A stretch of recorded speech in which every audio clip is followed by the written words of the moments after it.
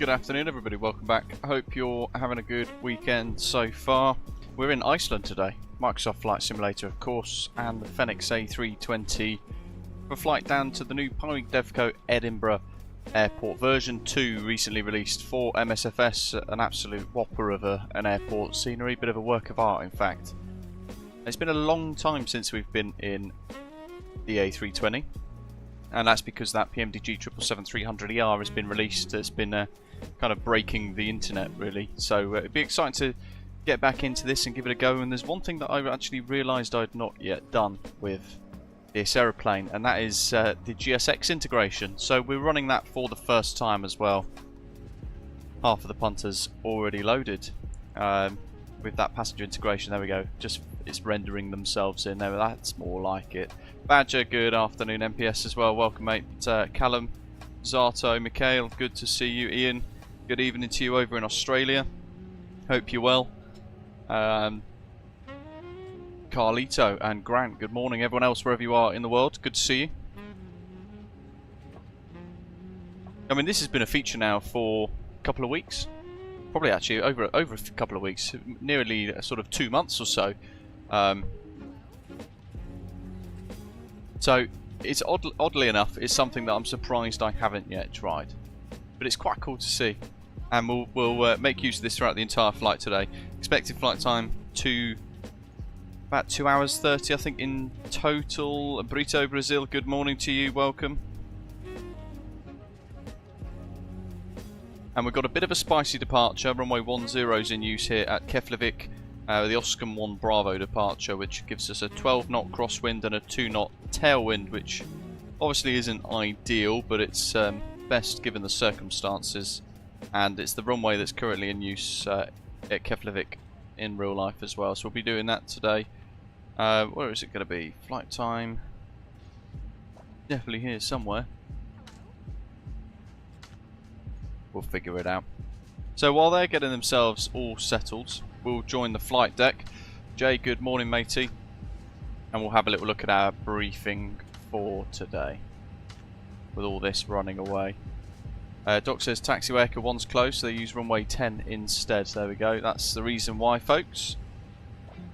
So if I get the charts up for you, we're here up in this little cul-de-sac, which is stand 5 I believe actually. No, stand 7, it's literally right in front of me as well. Stand 7. Let's get that chart back up. We're going to push start face south, and then we're going to route basically down the taxiway here. Charlie 3 down through Kilo, and then holding at short of runway 10 for a departure eastbound. Initially climbing up onto the Oscom 1 Bravo to Kilo Foxtrot 272, which is runway heading for 4.3 nautical miles, heading at 102 degrees. And then splitting off 122 degrees down to Keflavik 221 at or below 6,000 feet. We'll be using managed climb for the departure, so we'll be adhering to all of the constraints along the way. At or below 6,000, then Keflavik 222 below 7, through transition altitude, climbing up to below flight level 100, and then 130 before heading off 21 miles later to Oscom, reaching our final cruise altitude of flight level 350.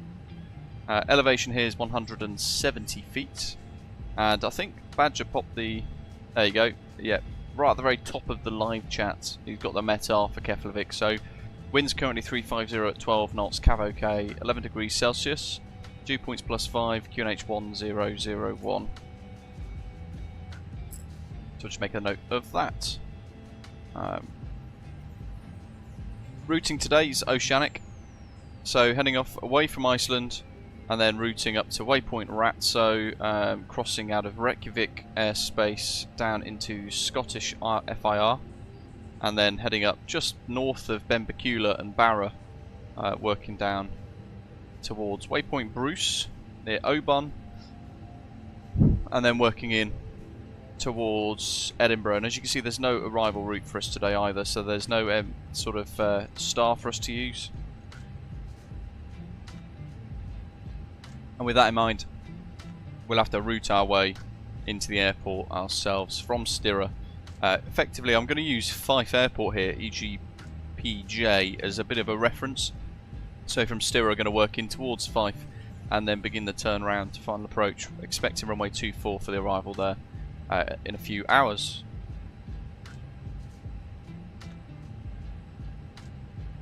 What else have we got? So we need to go to our mass and balance page. We can send that data to the MCDU. That says success. Now interestingly, my wind wing has just updated. Yeah. So I forgot to plug my wind wing FCU in today prior to actually starting the sim. And because of that, it's not wanting to work today. So the data on the FCU in the aeroplane is updating on my wind wing FCU, but unfortunately my control inputs on the wind wing FCU aren't then being sent into the sim, so my bad. I was looking forward to using that again today, but obviously that's not happening.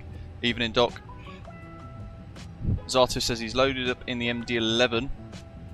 Are you in the Osprey MD-11?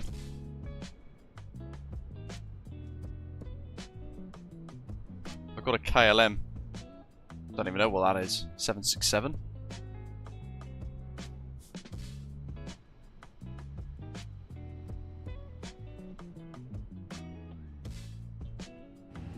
I don't know. Zero fuel weight, centre of gravity 30.7. Zero fuel weight's 59.2 tons. And then we can have a look at the performance page. So we need to go back to the tablet. I feel very out of sync with the Fenix A320 today because it's been such a long time since we last flew this thing. Peter, good afternoon.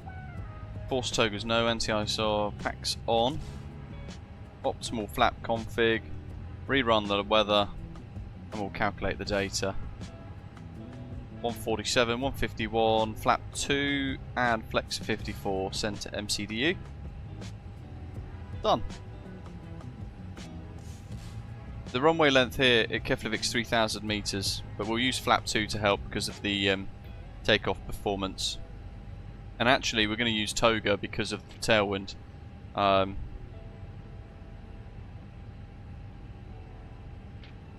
Which I'm surprised that hasn't done.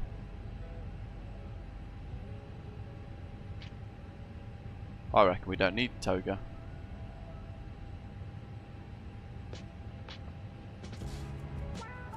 It's only a 2-knot tailwind. MPS says Fenix is very hard to control. Rudder pedals is like being on ice. Make sure you've got your settings all set up correctly because you might not have. You might have the rudder dampening, that sort of thing, on, but you might not have the rudder pedals set up for that, perhaps.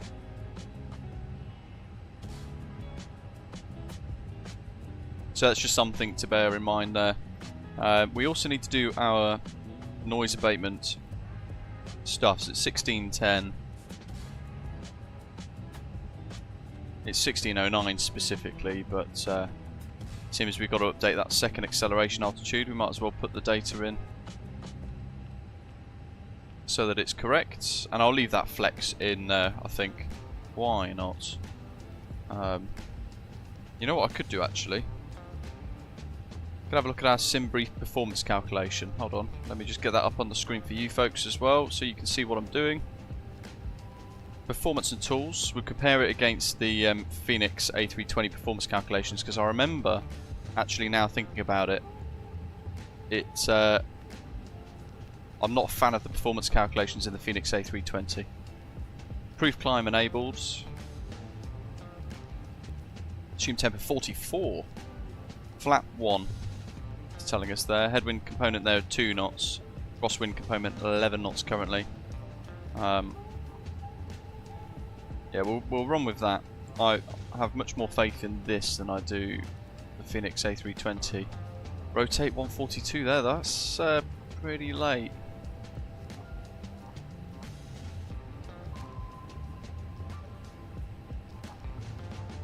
We'll do a toga departure. That's a bit nicer. We're setting toga flap 1. So we should be able to clear that.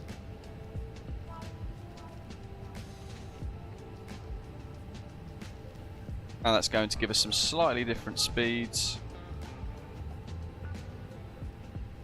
run out of screens basically, so I'll get back to the live chat in a second. We're 138, 140. That's very different, isn't it? And 143 for V2. Let's see if that's correct. Alrighty. Let's drag that back up there. Katoon, welcome. Thanks for subscribing, mate. Ian, that's not good.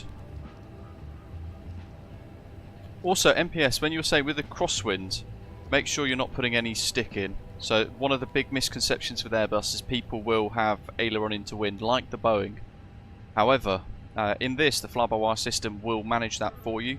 So sure, you need to maintain the centre line with the rudder pedals, as we're going to do for this crosswind kind of dominant takeoff. But we're not going to move the stick. We're going to keep the stick in a neutral position, because as we begin to rotate, that's going to actually catch itself quite nicely with the fly-by-wire systems and work to stabilise itself, which is quite cool. Overhead panels all done. Let's get the master switch for the AP1. 3 seconds later,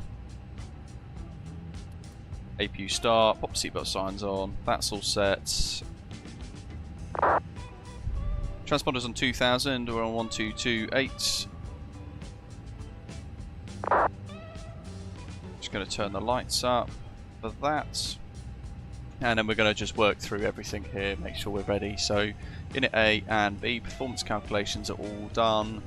Climb, cost index of 49. And then we'll work through the descent phase a little later on, and our departure, Oscar 1 Bravo, is already done. Ian, matey, welcome. Good afternoon. Hope you're well. Dwal, you too. Good to see you. James, welcome. Good morning. David, hello, mate, as well. Good to see you. Said flew the ATR for the first time in ages yesterday. It was really odd. Yeah, and David, good morning as well. David A. Sorry, folks, I got sidetracked doing performance calculations. I might have forgotten to say hello to you folks when you tuned in there. Yeah, it's very easily done, isn't it? Certainly with stuff like the 777, because that aeroplane is so good. There's very little incentive to fly anything else currently, at least for me. Right. Oh, Dwal, it's fantastic, isn't it? And we're going to fly into that today. The link for the new Pyreegue Devco Edinburgh scenery is linked in the description. So if you do want to pick that up, you can click the link down there, and that's where MK Studios Keflavik is also as well, so you can click the link and you can still navigate around the Contrail site. Prepare for pushback and departure.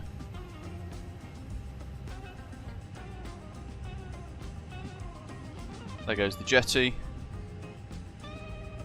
Doors are closed. Let's get rid of the cargo doors. Park brake is set, and chocked cones. There's the dispatcher. Thought I'd close those. There we go. APU's available, so we can pop the bleed on. External power off. Release the GPU, like so. And then we'll go back to the My Flights tab. Wait for the tug. Andres, hello, says he just bought the Fenix A320. I've got no idea how to download it now. Yeah, you need to go to the... If you've just purchased it from the Fenix website, you need to download it from their website. Like Doc has just said in the live chat there. The one that you're looking at in your sim at the moment is the default one from MSFS, which is pretty crap.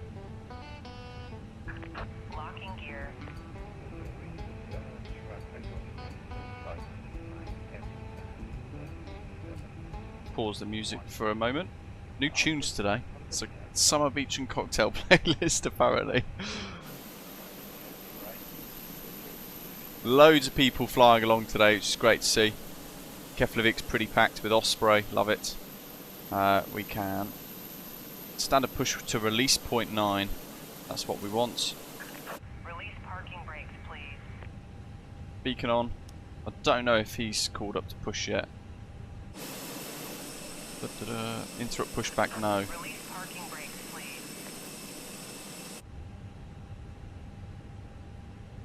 Keflavik traffic, Osprey 165, stands 7 QNH 1001, push start to release point 9, Keflavik. Hot brakes off. Commencing push. All engines clear. Start at will.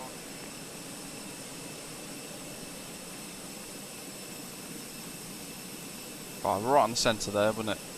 There we go. We'll leave the external view like that for now, and let's get the engines started. So, God, it's been a while since I've done this. Ignition, start. So we powered a FADEX, and oh God, I can't remember which one to start first now. Been in these 777 so much. We'll run engine 1 first. We'll see what happens. It's the thing, like Dwal said a minute ago, you've got to keep your finger in with all the other aeroplanes, don't you? You've got to try and keep that touch. Zippy says the Phoenix is the closest to real life in his opinion. I don't know, I think you're using the 777 wrong then, if that's the case, because the 777 certainly feels like there's a lot of inertia working away, effectively.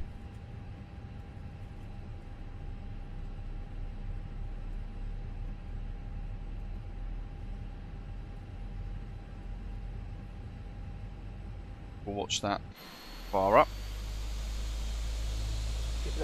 Oh, Ian, that's pretty cool. Saw another Osprey with him last night. Epic.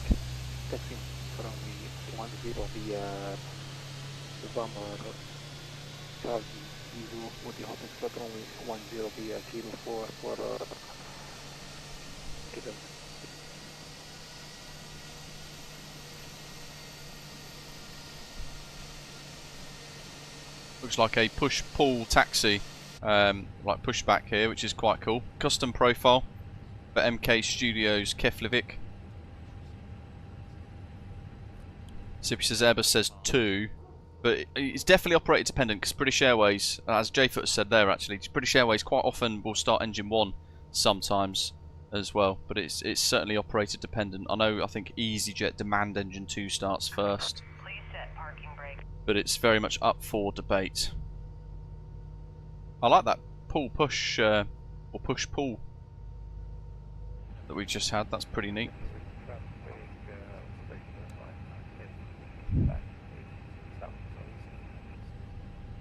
I mean, ultimately, it doesn't really massively matter. If we were going to do a single-engine taxi, however, then we would need to use engine 1 and then also put the electrical hydraulic pump on there as well for the single-engine taxi, but we're not doing that. There's no major impact otherwise. So that's all good. Transponder set, that's ready. Frequencies set. VORs 1 and 2 on the nav display. That's engine 2 pack. It's just flicked. Engine 2's available. So ignition mode norm. Gav, good evening mate. Hope you're well. Also to the side of the world in Australia, good to see you. Just gifted 5 channel memberships to some of you guys watching today. Very generous. Appreciate that.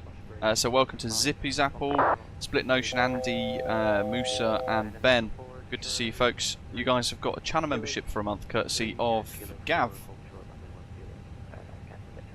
Pop the APU off. Nose light to taxi for now. We're blind to, and we're going to set flaps 1 plus F. Speed brakes armed while we're there as well. Rudder trim reset 0. So that's done, that's done. That's on norm. Flaps 1 plus F. Transponders set. Looking back up to the top. Quarter brake max. Yeah, my Wing FCU's definitely not playing ball today. My fault. Plugged it in after I started the sim. Whoops. Okay, park brakes off. Look at that, taxiing on idle, but already starting to roll.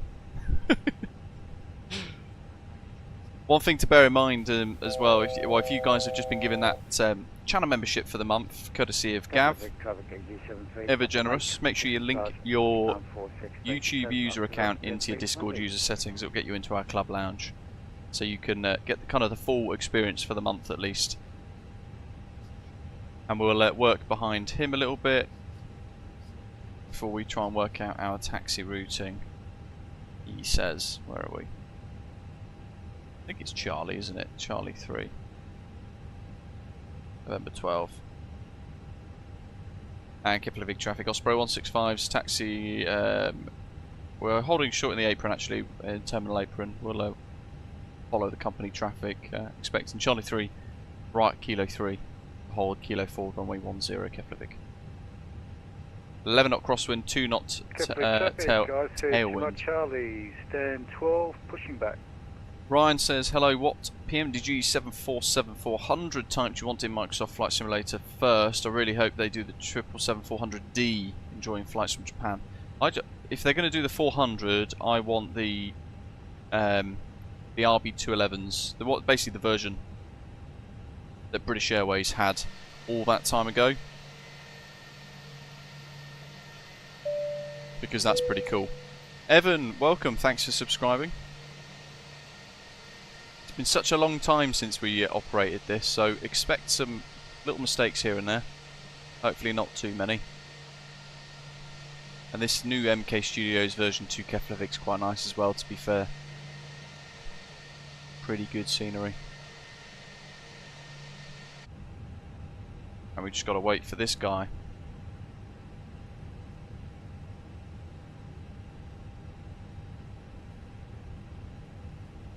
Performance page, we'll get that up. Remember, a flex departure, and everyone else going with us is going to be flying for a little while. Oh look, he's doing his control checks. Oh no, hold on. That's literally replicating mine. That could be quite interesting to watch. Hold on. Park brake set. Full left. Neutral. All right. Neutral. Right aileron. Back to neutral. Left aileron, back to neutral, elevators back, neutral, elevators forward, neutral. And there is my Thrustmaster Boeing TCA problem. Look at that, just wiggling slightly. Ruddy thing. There we go, there's basically a wire somewhere inside of it that's pinching slightly. So yeah, I mean, there's a bit of, I think there's been another video from another YouTube chap, Real Pilot, saying, yeah, the Boeing yoke is fantastic and all the rest of it. But actually,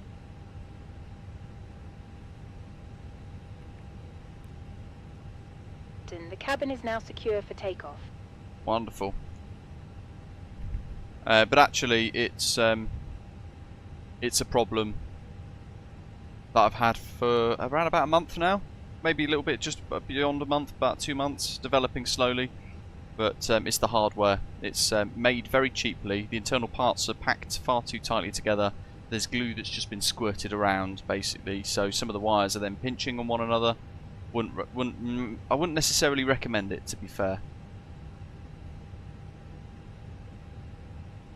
So I know there's been another video from somewhere saying how great the bit of kit is, but once again, it doesn't dive into the fact that if you look on like Reddit and things, there are major problems with these Boeing TCA yokes, and to get it fixed, well, I've got to send it all the way to France for a few weeks. No thanks. I'd rather wait till it breaks and buy something entirely different. We're burning lots of fuel behind this.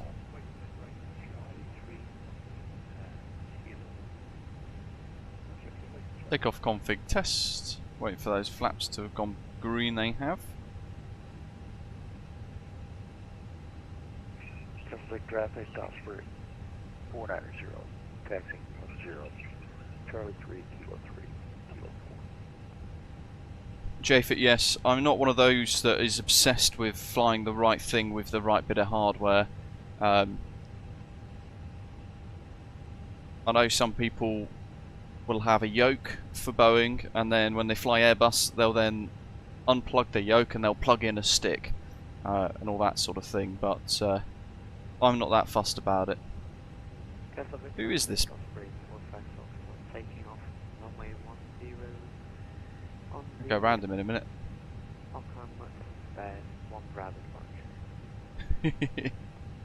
Go on, David.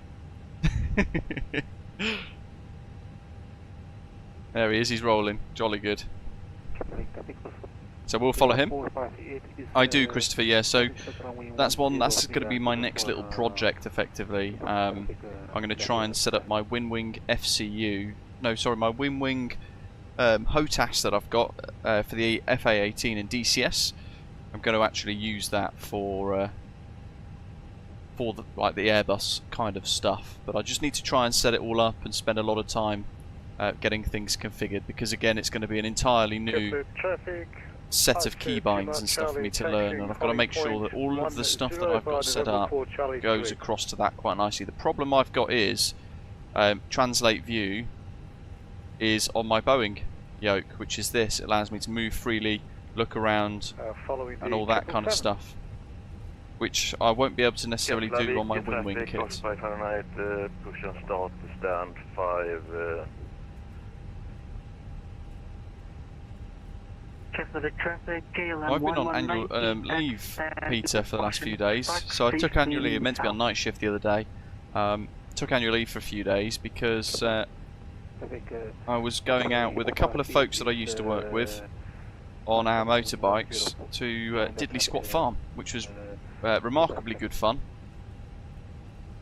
We spent the day riding out to Diddley Squat Farm, had lunch there at that based food sort of porter cabin thing, and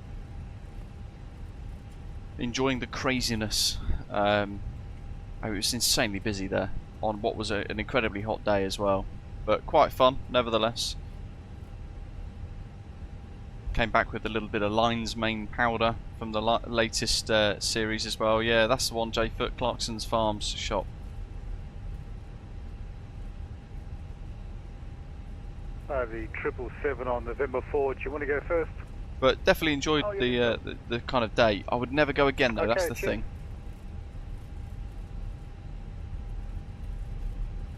Yeah, Christopher, I can't. That's the other problem, because if I have the stick installed and connected, I can't have the yoke installed because I'm on this big Boeing next level racing seat, aren't I? So the stick goes right in the middle, which is in the way of where the yoke comes out, because the Boeing yoke is such a big, long, wide bit of kit. Round we go. I'm trying to remember as well not to taxi like a 777, so I'm going to keep the nose wheel along that kind of yellow line a little bit more closely. And we need about 2 minutes per departure to make sure we've all got good separation from one another. I was chatting to a biker, Peter, that rode all the way to Clarkson's Farm from Wigan, up north, and he was like, I thought I was going to get to meet Jeremy and Lisa. I was like, no, of course not. Why would you think that? And then when I showed him how long it had taken me to progress in the queue for the shop to just buy 4 elderflower lager top shandies and a packet of Lion's Mane and some chili oil, he was mortified, got back on his bike and left.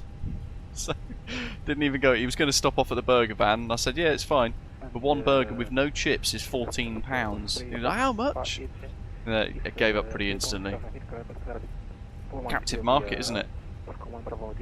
If you do think of going there, Peter, though, what I would say is don't necessarily go to Clarkson's Farms Diddley Squat Farm Shop. Go to the Hawkstone Brewery instead, because they were walking around actually giving leaflets to people, and they are selling all of their kind of brewery stuff at the brewery, which is 15 minutes away from Diddley Squat Farm. But you also get a free pint while you're there, and they also have a whole load of Diddley Squat and Hawkstone lager merchandise at the brewery that they're selling, and that's, I think, how they're getting around the planning permission issues with the farm shop. So you're probably better off going there and maybe Clarkson's new pub a few minutes down the road. Callum says just departed, very bumpy. I forgot this. This is very downhill, this taxiway, because we are picking up the speed. Oh, Pete, yeah, the bike was going really well. It had a good variety of bikes. There was a Triumph Bonneville, a GS, there was a KTM 790, my Tiger 900 GT Pro, and a GS Keflavik traffic KLM 1198. 1200. Taxiing to runway Got a few bikes. 10 Nice little via selection. November 13, November 4, Charlie 3, and Kilo 3, and holding short, runway 10.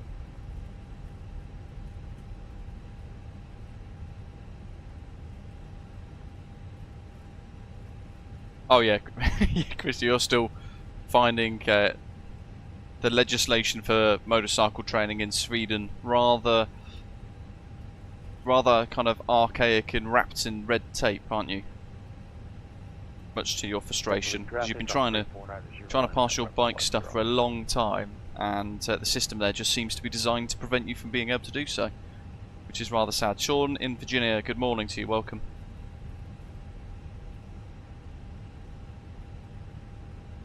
It's a shame you can't go to another sort of Scandinavian country, like over the border, go and do your bike test, and then pop back with a kind of Norwegian license or something, and then have it work across, because, you know, EU and all that.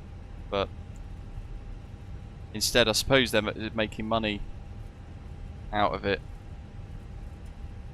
certainly on retests and all that sort of stuff. Are there many test centres and schools over in Sweden, Christopher? Because there's a lot in the UK. Of very different quality, got to be said. Keflavik traffic, Osprey 165's holding short Kilo 4 runway 10. Can't believe it's fully booked in the entirety of Sweden for the rest of the year for bike tests. My goodness. The silly thing is, you wanted to develop yourself and obtain a new skill, and they're preventing you from doing so. But here in the UK, the tests are done by the DVSA, which is a government agency, like it is in Sweden. But there are lots and lots of testing centres all across the country, with plenty of instructors as well. Although they are kind of dwindling, I think, in numbers, because they're all getting a bit older, retiring, and not something that many younger folk are actually kind of doing. 10 to holding short Kilo 4 via So, November 1, 33. Charlie 3, Kilo 3. Now, I'm conscious, because of the 2 minutes in the kind of gap in departures, to make sure we get the separation in Edinburgh on the other side of the flight. I'm not going to line up just yet, because there might be somebody flying in. I'm just looking around on Valance at the moment while we watch David's take off there. Look at that windsock as well, right across the runway. So if I was in a Boeing now, I'd have a lot of aileron into wind, a lot of left aileron, and look at that, he's getting blown already. My goodness. What? Oh my god. Off he goes. Direct Edinburgh. That drift is insane. Peter, welcome. Thanks for subscribing, mate. So yeah, 11 knot crosswind, 2 knot headwind, 2 knot tailwind, triggering a toga departure. I'm just going to make sure I'm satisfied here. I bet. There's somebody landing on 2E3 Charlie's inbound, but I don't know if they're on. Good effort, David. That looked tricky. SAS 1, 2, 3 and 2. Right, so none of them are on VATSIM. That's fine, I shall crack on. Brakes off. Looking up. Ooh, actually system 1 for that. Wrong button. Ah, bloody click spots in the Fenix A320 do my nutting.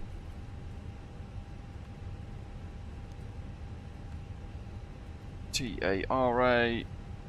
Transponders on. Keflavik traffic, Osprey 165 is lining up runway 10.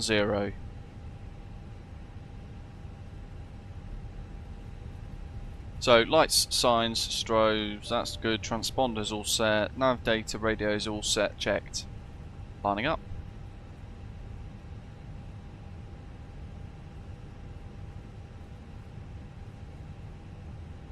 I feel like I've got a bit of a brake sticking thing going on today.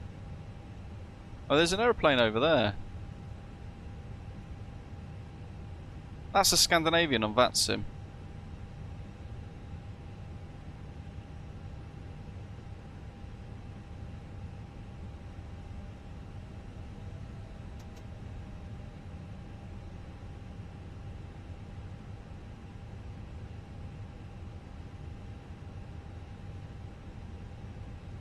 Can't stand that kind of stuff.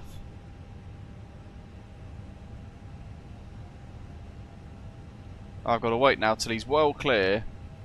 And now I'm wondering if that TUI's on the network or not.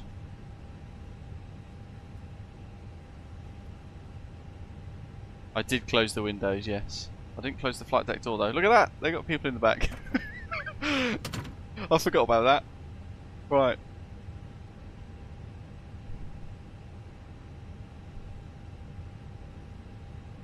Brakes. I know, Unicom, radio calls, what? Looks good. 777 there as well, that's going to be a sporty departure. Radio. So I'm going to hold it on the brakes.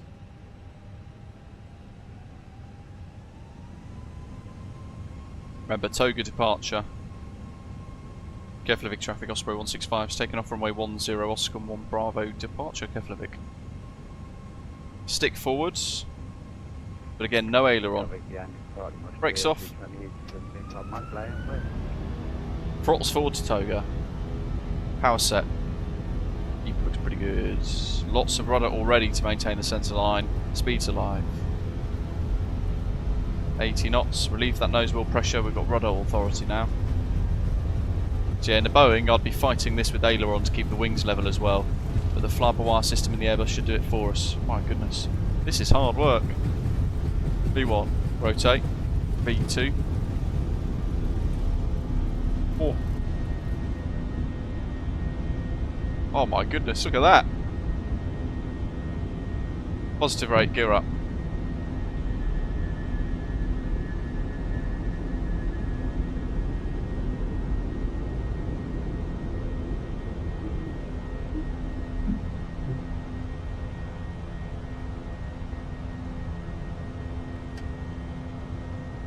Autopilot 1 engaged. Interestingly there, for some reason, I lost left aileron. Leave a climb. Did you notice that? We started to go left.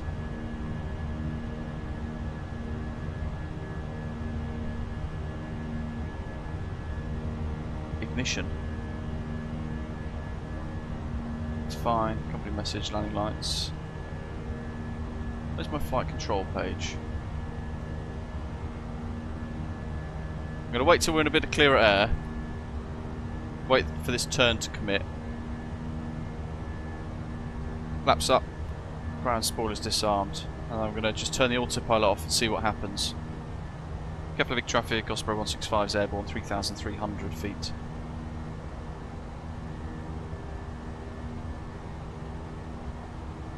I know what it could be actually. I was doing the Pyreegue Devco presentation video the other day. And I reckon it's that Xbox controller putting a load of ghost inputs back into my sim. Even though I've unplugged it, it seems to continue to reset the Thrustmaster TCA Boeing yoke. So I'll be able to prove that actually now, which is really annoying.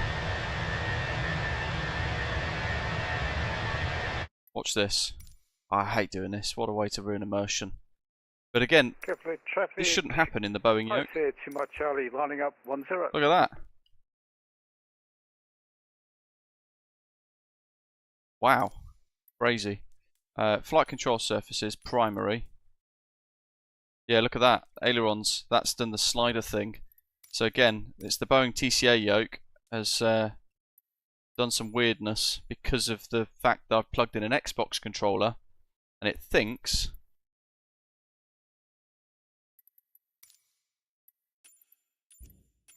that there's some additional control surfaces on the Boeing yoke that all of a sudden have come into play, which it shouldn't happen. If we've set a profile, it shouldn't then force a change in the sim. Certainly when the Boeing TCA Thrustmaster thing that I've got here is set to PC mode, so it shouldn't trigger any additional changes. Level at 6, we'll continue through. That's why I'm more and more, you know, finding it more frustrating. I'm getting quite annoyed with this Boeing TCA yoke now as time progresses. So would I recommend it? Absolutely not. Bear in mind I actually paid for it as well. I never got it sent for free or anything like that. I paid for this yoke, and initially remarkable, really spectacular, but now I'm finding weird behaviours in it that make it quite tricky. And now, having deleted that, if I go autopilot off,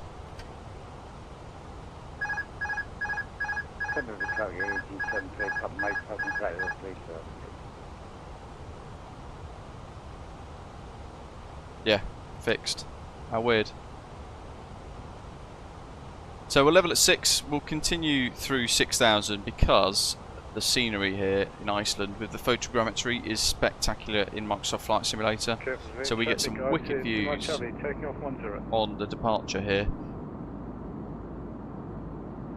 And there's an airport over there that's part of the MK Studios version 2 scenery as well.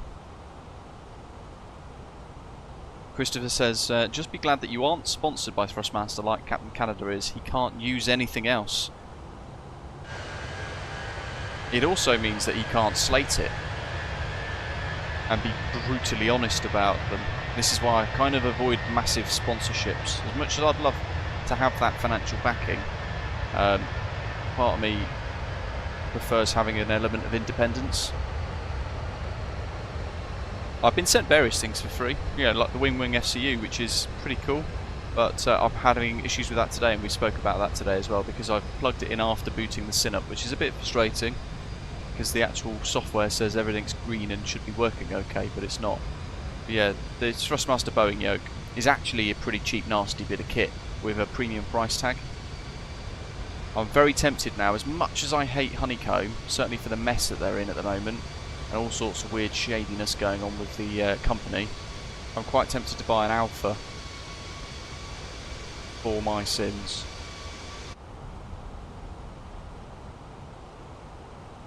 Okay, transition. Let's go to open climb. Let's, in fact, see if I...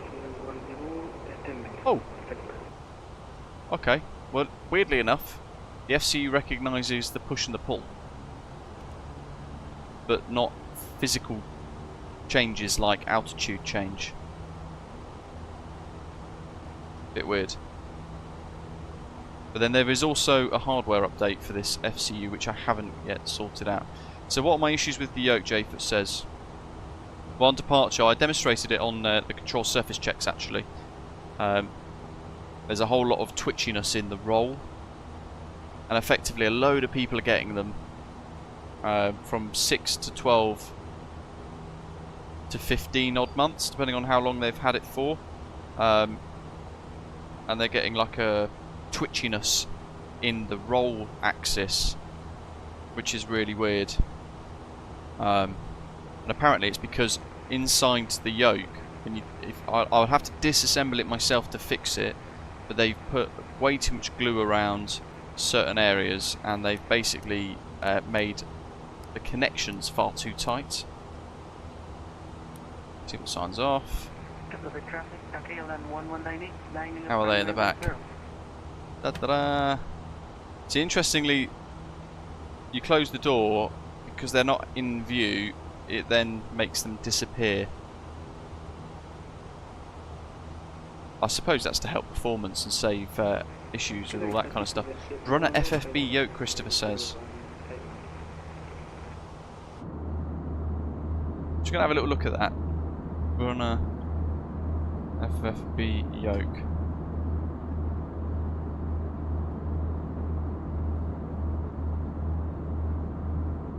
Crikey, not at that price.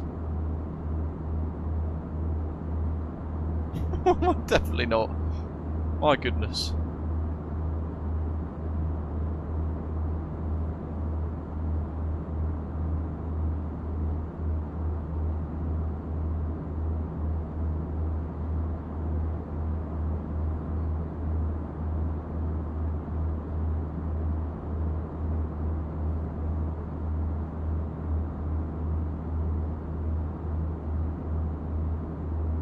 you know, I appreciate you haven't had that issue, Jayfoot, but like I said earlier, if you go onto Reddit, there are so many people that are reporting the issue with their yoke. And obviously Thrustmaster will turn around, if it's in warranty, they'll turn around and say, cool, send it back, we'll get it fixed. But you've got to send it to France if you're in Europe to get that fixed. If you're in the US, I'm assuming that you'd get it sent to somewhere in the US to get it fixed, but outside of warranty, they won't help you. There's a really weird bit of twitchiness to the aileron, and it's getting significantly worse to the point I'm on the verge of throwing it in the bin and getting something else. So much for it being a premium product though, right? It's lasted a year before it's already now starting to show signs of it kind of breaking and stuff. But the pendular system that they've designed for this is remarkably clever. It's really quite impressive. But there's issues with the software in the sense that when you plug in like the Xbox controller into the sim to control the drone camera like I did the other day for the Pyreegue Edinburgh scenery, it then force changes the profile for the Boeing yoke into an Xbox mode, even though you've got the switch at the back set to PC and all of your keybinds set up specifically in the sim to be how you want them to be. It will then force the change and change some of those, as we've experienced today. And I don't think that's acceptable, to be honest.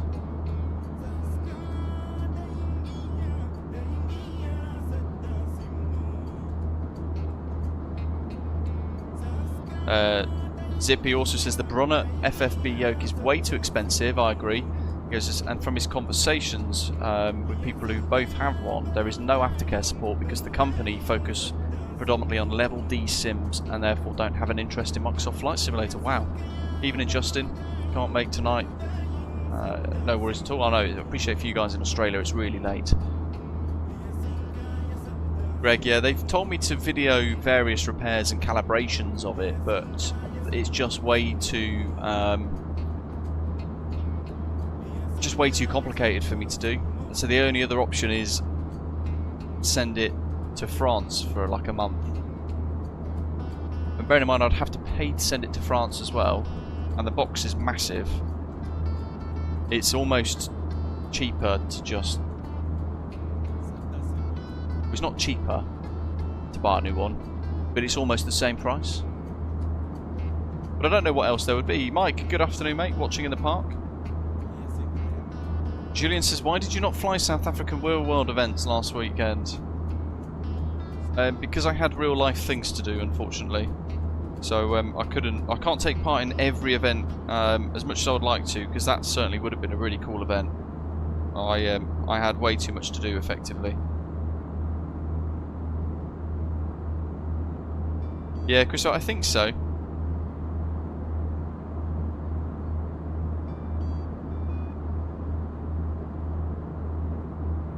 Greg, welcome. Disappointed to see your Thrustmaster issues are still going on.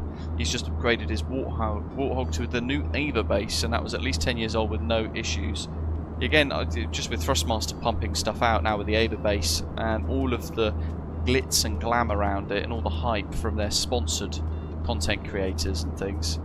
I just think, based on the Boeing TCA issues that I've had, and the lack of quality, I wouldn't be buying any of their new flagship products really until they've been under a fair bit of testing from other people for like a year.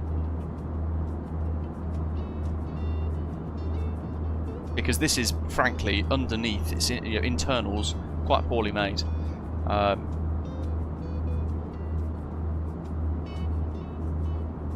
But again, I don't really want to get the yoke, the Alpha, the Honeycomb Alpha, because of the price.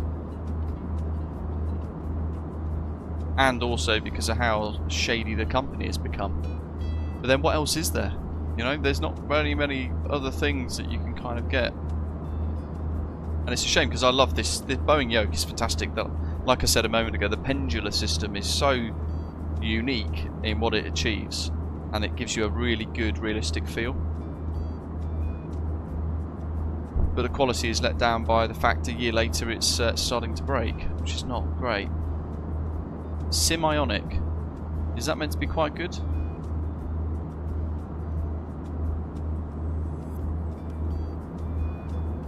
I mean, that Brunner thing is, wait, it's £1,000. No way. How can most of us afford that kind of stuff?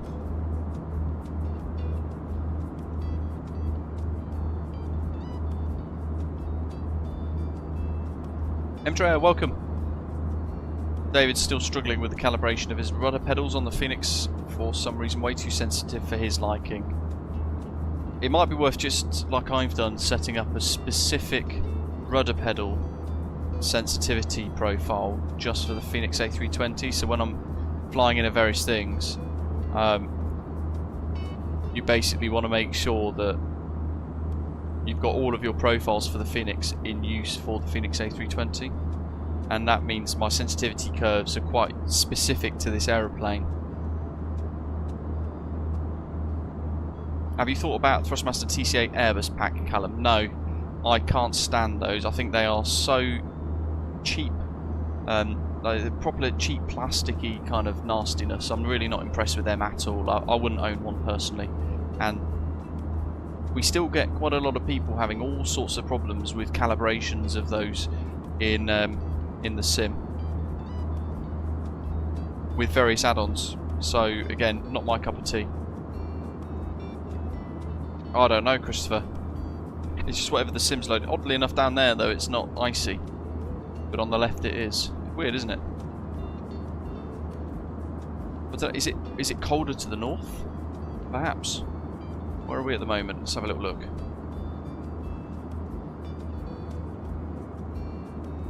BITM. Have a look at a that's Thorsmark Airport. No, it's 11 degrees. So that's the Orbex Alaska mesh, I think, isn't it? With fixed winter textures, it seems. Because yeah, it should be like the rest of it behind us there. Or it's MSFS live weather doing some funkiness.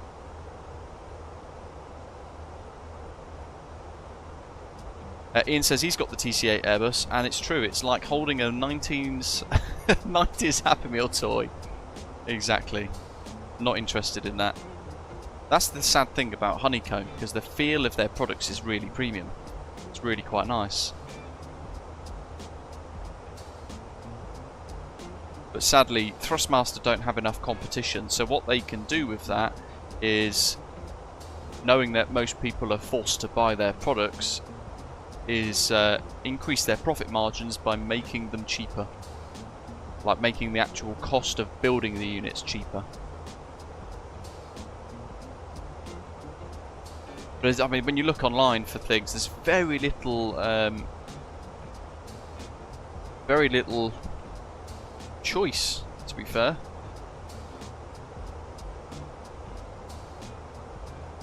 Cytec Pro flight yoke, although that looks quite cheap, plastic as well.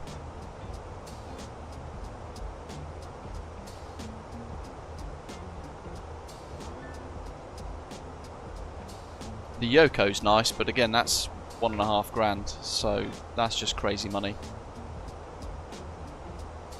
So annoyingly, I keep getting kind of pushed towards the Honeycomb Alpha.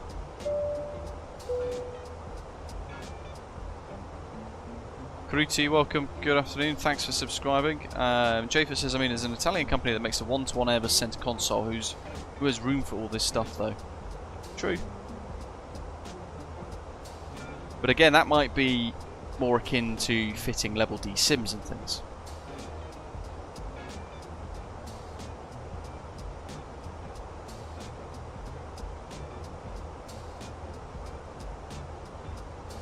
But Tris, hello. Started to notice some slight issues with the rotation bit of his Airbus TCA joystick that he uses for his tiller. You've probably got the same issue internally then that this has got. Where some of the wires and things are crimped together a bit too tightly. Melvin, good morning. Would I recommend the Innobuilds A300? It's okay.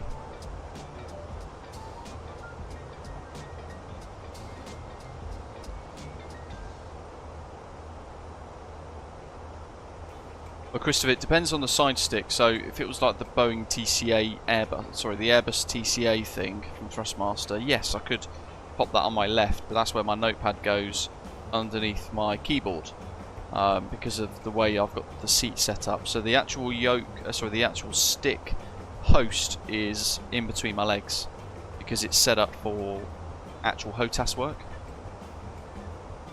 And then on top of that is then the arm that comes up for the Boeing TCA yoke, and then the specific plates that you fix that to as well, which then sits over and covers the bottom of the HOTAS connector.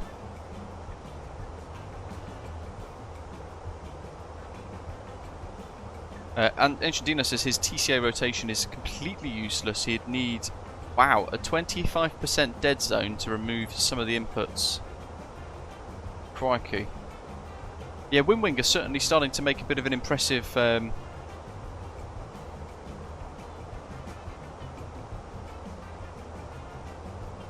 of momentum with the sim community with certain things. If I just get this up here on the screen for you folks so you can see what we're talking about here. Windwing are now becoming quite a big competitor. They of course make this FCU that I've got in front of me today, which is really quite cool. But they've now released this, the Ursa joystick, which is predominantly like a fighter joystick, as you can see there, available for pre-ordering. But it's got a whole load of other buttons and things that you can connect underneath to have as keybinds. And I suppose one of these would be like a toggleable hat switch, which you would probably be able to turn into like translate view and things, which is quite cool.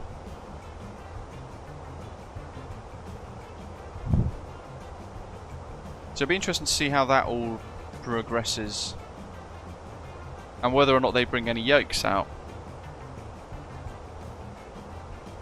Anthony says he's still got his old school classic Logitech Extreme 3D Pro because there's nothing decent in the mid-tier range such as the Airbus and the Boeing TCA. £113 for that Ursa. So good. Mike says he's not seen us doing very much DCS lately. Is it just due to the lack of time to do stuff? Partly, but also the PMDG 777 has been released and it's completely kind of sucked me back into Microsoft Flight Simulator and given me that excitement for it again. So that's part of the reason really.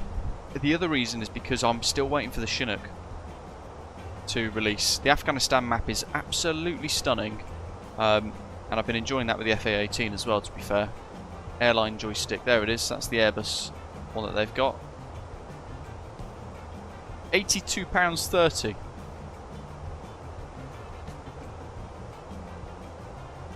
That's left, and that's right if you like to do the first officer version.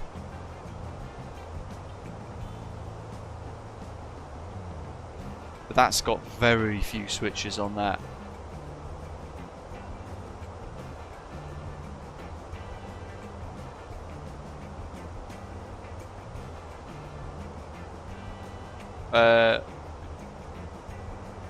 Carly says his hopes are on Windwing.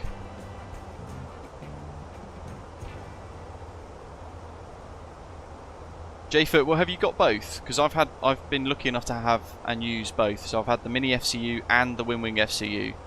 The Windwing FCU being 1-to-1 scale is a lot better, but I also find that physical switches and things are a lot more natural to hold and use. Whereas the the Mini FCU, I actually found, and I've not got massive hands, but I actually found quite fiddly to use and a little bit tricky at times. Certainly with my setup here. And I had it stuck on top of my Honeycomb Bravo, which it sat there quite nicely, but I mean, this looks mega impressive. And there's a hat switch under there. Oh, that's pretty cool, look at that. So you can take that little blanking cover off and expose a hat switch.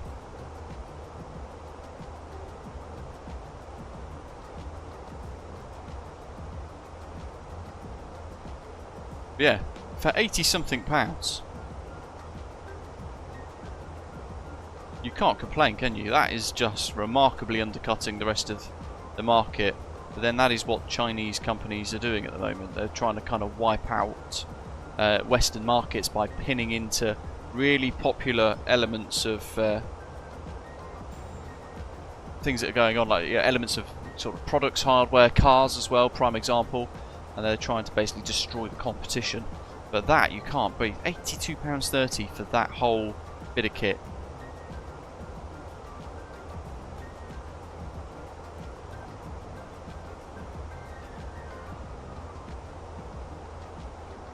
I'd love them to use, like, create a yoke. I'm very tempted to get these because these look really good, and actually the people that I've spoke to that have got the Orion metal flight rudder pedals, they've been overwhelmingly impressed with the feel of them. So I'm quite tempted for that as well, to get to upgrade my Thrustmaster T-Flight rudder pedals, which I've had now for 4 years. But this is where kind of Winwing really got their name.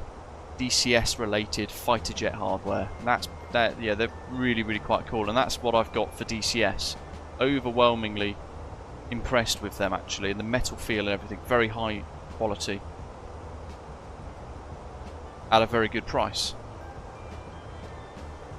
And as David says there, the quality is really good, the price is also quite low, so you can't really beat that, can you?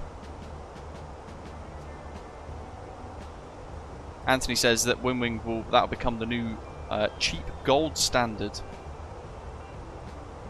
It might make Thrustmaster have to up their game again, which will be quite refreshing, because it would mean that they probably need to use slightly more premium plastics and take their time in construction of the units a little bit better, so to prevent the issues like we're having now with my Boeing yoke, where it's almost unusable. But Brian says there he's got the Honeycomb Alpha and the Bravo, and he loves them both. They're really flexible. I don't, because of the issues with Honeycomb, I don't really want to go ahead and purchase any more of their hardware. Part of me is very kind of against the shadiness that's been going on. Let's try and clear this company message that we've had for a little while now. That's going to be all of the load sheet stuff and Osprey Ops. A lot of load sheets. Let's clear these. Jeffert says he's only got the mini FCU. For Winwing, I'm mainly going on looks, and it looks cheaper to me. From a value standpoint, it's probably a no-brainer. The kind of quality of them is effectively the same, Jeffert, but the Winwing version is at 1-to-1 scale.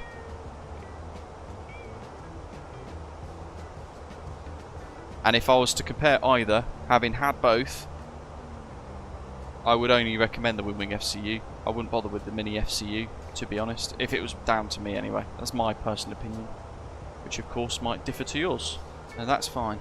I've been told off for having a different opinion before. Carlita says his Airbus TCA is broken.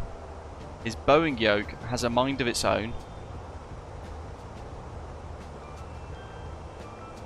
Why HOTAS base does not work on his computer. Thrustmaster customer service is no help, and he's on the waiting list for the Ursha from Winwing. Wow. And how long have you owned your Airbus TCA and your Thrustmaster Boeing yoke, Carlito? See, we're all having these problems around about a year in. If you go onto Reddit and stuff, everybody now is starting to have swathes of problems with their Thrustmaster kit. And bearing in mind, they're probably made in the same place as some of the Winwing kit. Was it exactly? Yeah. Yes.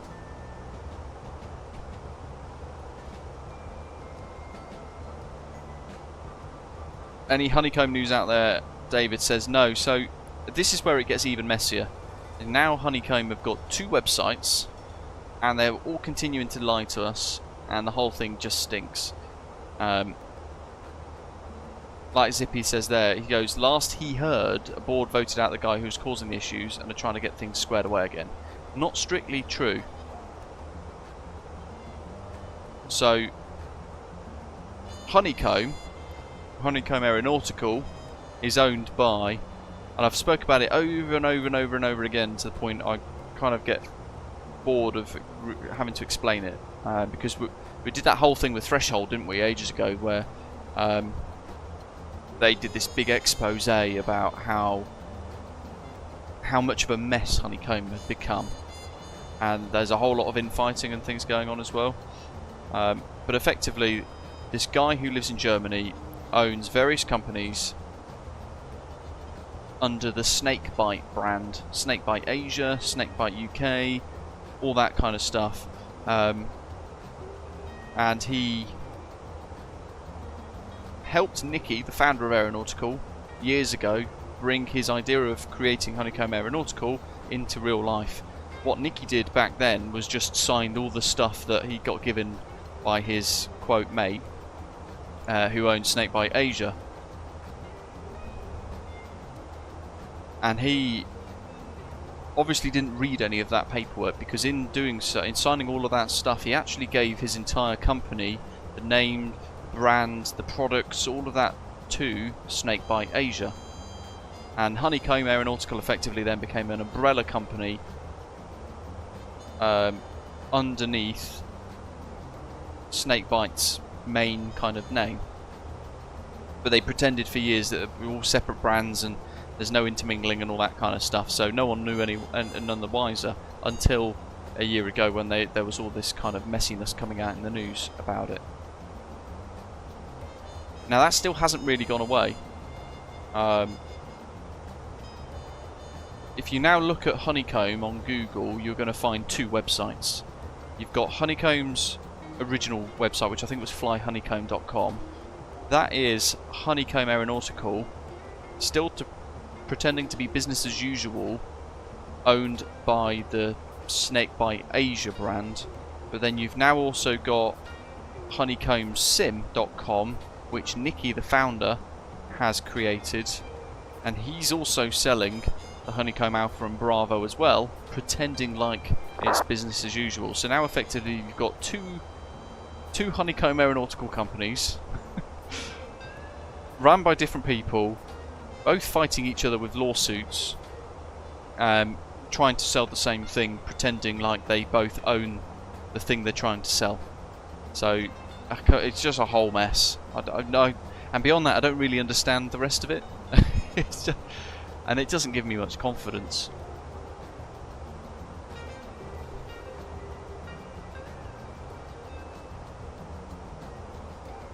Hopefully I've explained that well enough anyway.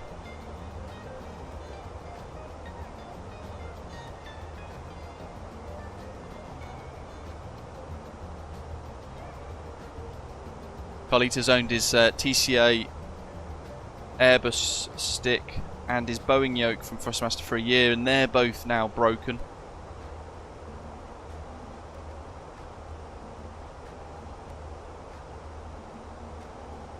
Brian says he's never had any issues with Honeycomb. He used to have Sci-Tech pedals and they were poor quality. I think some people have received some bad quality builds from Honeycomb, to be fair, where they found like the little kind of bungee cord things, whatever they use inside the yoke and the throttle to kind of create that tension, is broken. But I don't know. The only thing Honeycomb Sim is selling is the pedals, David says. Yes, it's just all really confusing, isn't it?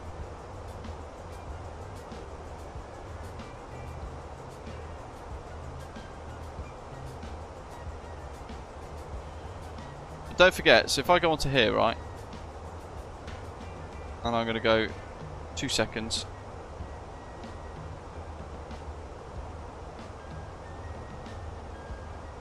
So the only thing that's different here from what I'm about to show you guys, just to really show you how much of a mess this Honeycomb situation is, and the fact the marketing company, or the marketing behind them both, they're still trying to trick the community massively here. Look at that. The one on the left is what we knew Honeycomb to be for years, which was actually all just a lie anyway. It's actually Snakebite Asia. And they're selling the Honeycomb Charlie.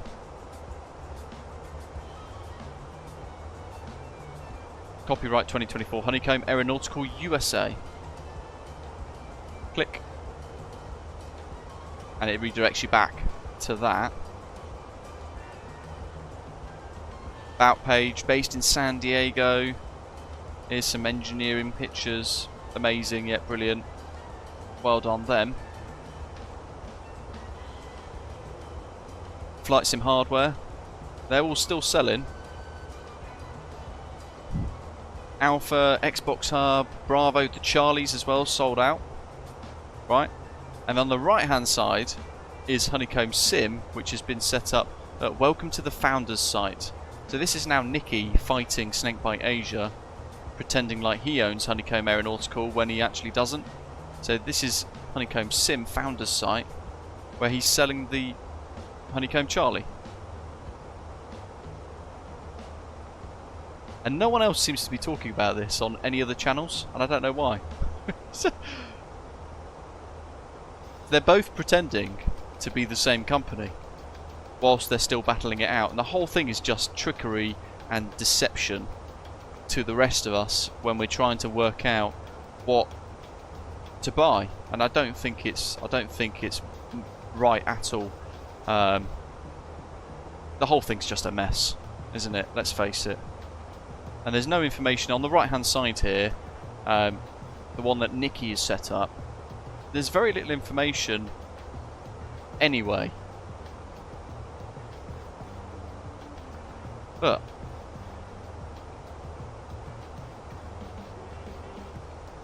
so why would you buy from the one on the right, which is Nicky's version of Honeycomb,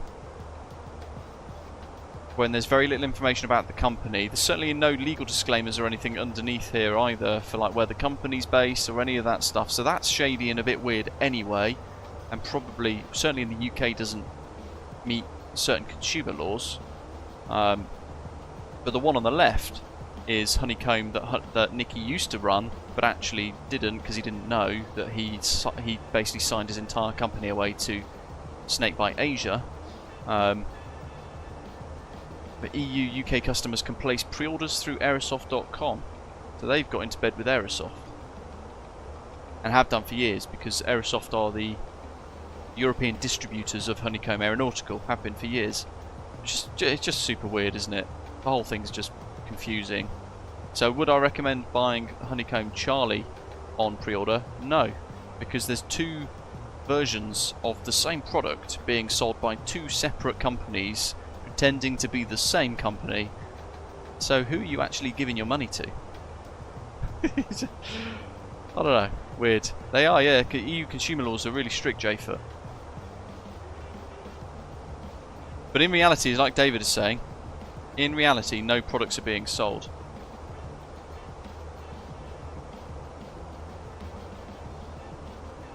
Except on the Aerosoft website where you can pre-order the Charlie. So they've kind of rolled over and gone, okay, we'll take pre-orders.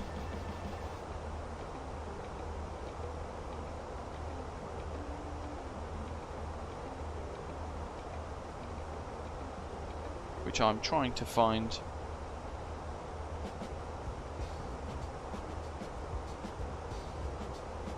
As we speak.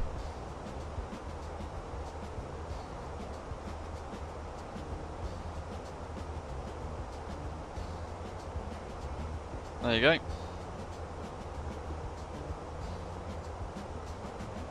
So they are still selling it, pretending business as usual. This is Snakebite Asia, but you've got to pre-order it in the UK and EU through Aerosoft. Pre-order now and get a €30 voucher, it says. Provisional delivery start 29th of August. That'll probably slip and slide. I don't know. There's very little confidence in that entire company now. Anything branded Honeycomb, just buyer beware.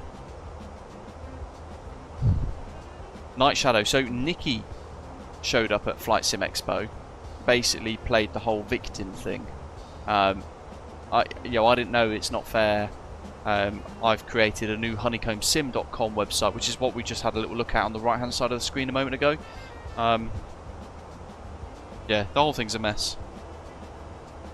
And because of that, again, like Zippy says there, it's actually made me lose a bit of trust in Aerosoft, because they're not querying it. You look at various other websites like Curry's in the UK and all that sort of stuff. They spent a lot of time selling Honeycomb products until all of the legal battles started, and then they pulled everything from the shelf.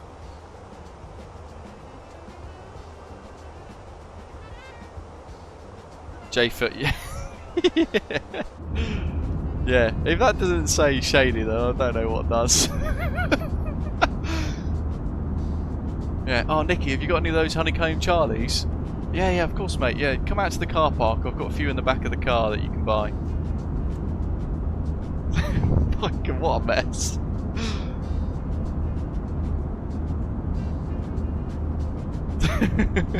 Zippy, yeah. My goodness.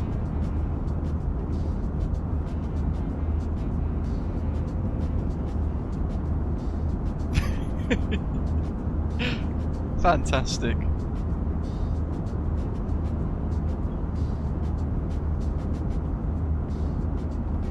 Sato reckons Grand Theft Auto 6 is going to come out before the Honeycomb Charlie gets delivered. I think you probably might be right.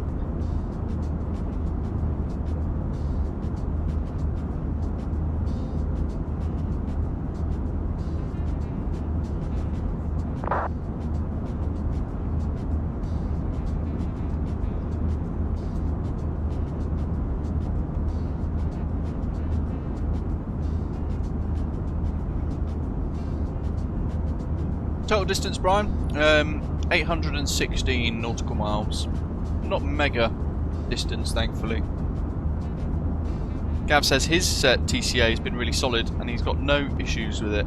I think I saw someone else in the live chat actually while I was flicking through Chrome and looking for the Honeycomb sites. Somebody else said that theirs has been fine as well, which is pretty good. Ashley, there you go, hello. He says he's had his TCA Airbus side stick and throttle since January 2021 and for him it's still going strong, which is really good.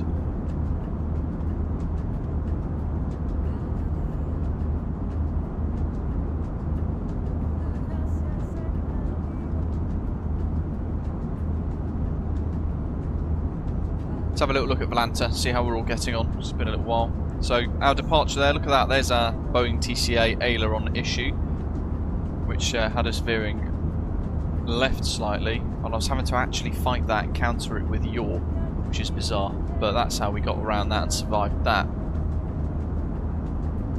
And then headed on out, where we're now Oceanic with a big old line of pilots. Who have we got at the front? Joe, Osprey 458, he's up in the Osprey World Cargo 737, which looks pretty awesome. Callum as well, Osprey 45 Foxtrots. He's in the Fenix A320.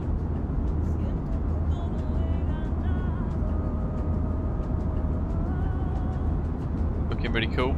Great screenshots there. David's airborne, Osprey 490. And then followed by us. We've got Kev behind.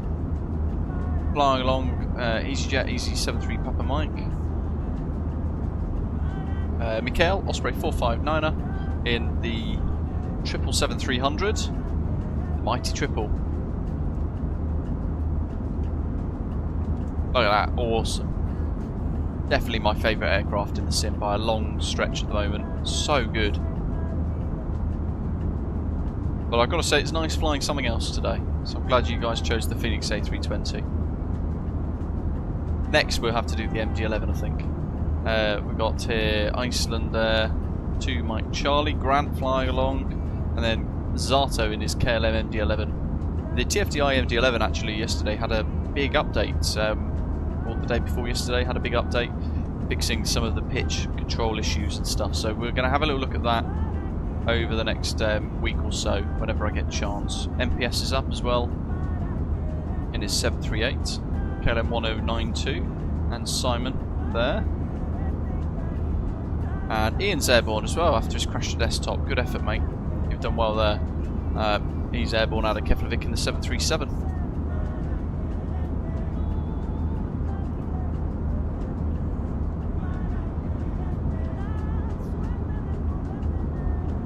So a good old line of pilots there. Oh, there's Badger right at the front. Easy 919. Got him.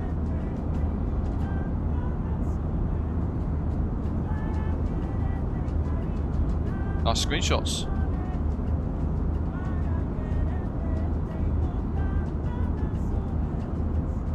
Oh, I've not uploaded any of mine today. Should probably put them on. Faroe Islands are on the left, quite a few miles though, so it's out of range for us to actually be able to kind of see them, but underneath all that cloud nevertheless.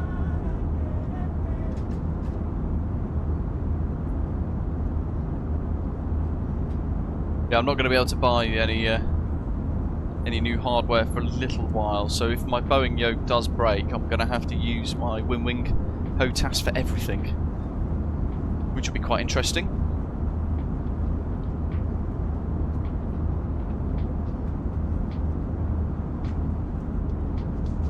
But I've still got like a £3,700 or something tax bill to pay,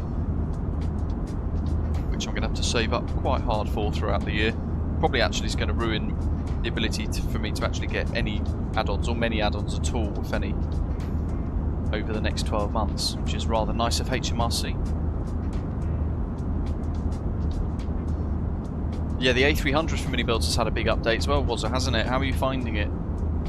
As Artist saying, the new updates with the pitch changes actually feels much nicer on rotation now, and allegedly as well for the MD-11, they have they've started to turn the screw a little bit on the flaps issue, meaning that at some point soon we're going to hopefully be able to bring it out on New Sky. There's Paddy, amazing retro painter for the sim. He's already got 2 paint schemes ready to go for it. One for the passenger version, one for the freighter.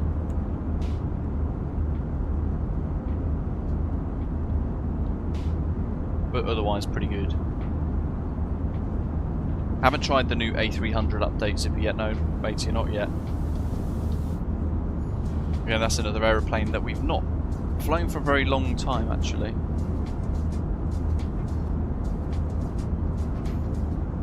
Oh, Jayfoot, see what the taxman for me has done is they've taken my tax bill for the year, which is fine, but they've also now told me that based on my tax this year, I need to pay half of next year's in advance on account, which is apparently really standard, but because of that, I've now got to save and pay off this year's tax bill for the financial year just gone, but also pay half of the current tax year's self-assessment tax bill by January, before the tax year ends. Well, how does that work? And I think it's probably to offset it so that actually you pay... I don't really know actually, because if it's on account every year, I'm still paying the same amount of... I don't know. It's very confusing, but I feel like they've stung me a little bit with it. Certainly because it wasn't very expected.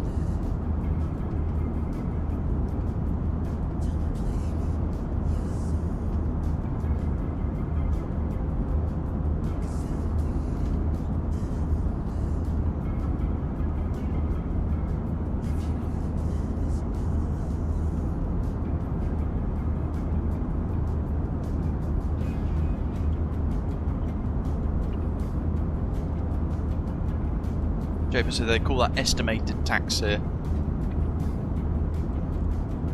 It's just not ideal, is it? I'd rather pay what I'm owed every year, or what I owe every year, because it's not like I'm not going to pay. I have to.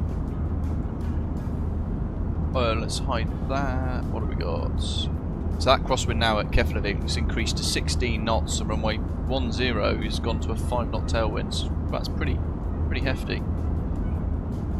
And then we're coming up on Ratsu now, which is the waypoint that's going to cross us out of Icelandic airspace into Scottish FIR.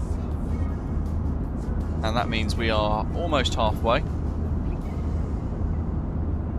It should be quite a nice little in over Scotland, to be fair. The weather at the moment is VFR conditions in Edinburgh, 250 degrees at 11 knots for the wind, scattered cloud at 2,700, broken 4,500, temperature 16 degrees. Dew point 10, it's a nice 6 degrees spread, and the QNH 1008 down in Edinburgh.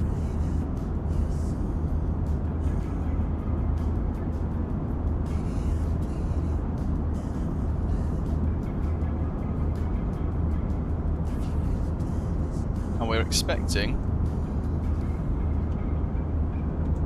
the ILS runway 24, which is going to look like that. To be fair, we're currently at a point where we can start prepping for the arrival. We're not going to do any stars, but effectively we're going to come in from... a waypoint Stirra, which is kind of off the screen, and we're going to route in where that red line is now. Actually, no, that's too tight. We're kind of going to draw a line over here before turning inbound, like so. That's kind of what we're going to be doing.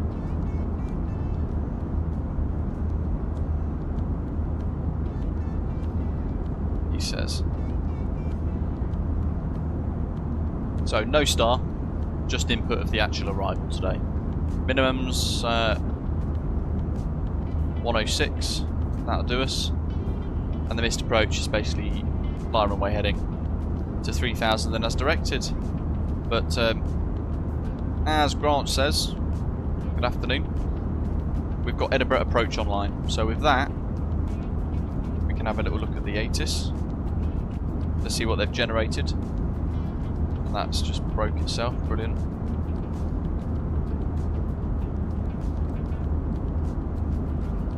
Should be vectors, which is going to be not far off what we've just discussed anyway, but effectively they're going to vector us to final approach in a similar fashion.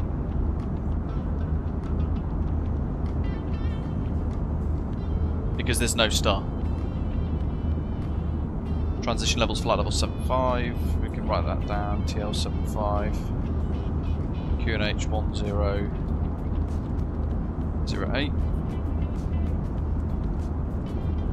I would imagine it's probably going to be quite busy in Edinburgh as well, because of the new scenery being released. Certainly really popular the other day. 260 at 11.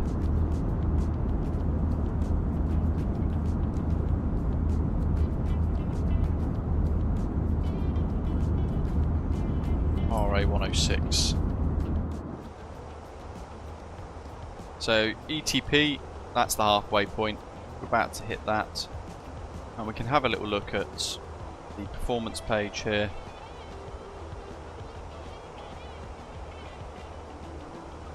I always forget. Oh yeah, there is that one. I always get the Airbus input confused with the Boeing one.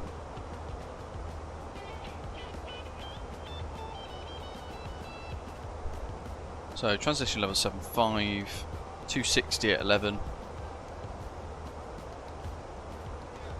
QNH 1008. And what was the temperature? 16 degrees, wasn't it? Yeah, there it is in the METAR in the chat. That's rather handy. And the Barrow 106.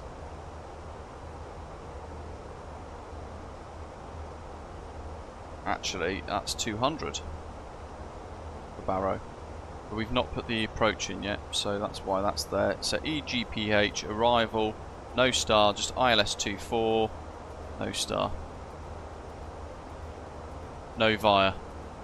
Because it's going to try and route us via Tala, which is on the charts there. If I drop the pin, look at that. So we absolutely need to make sure we also select no via for this.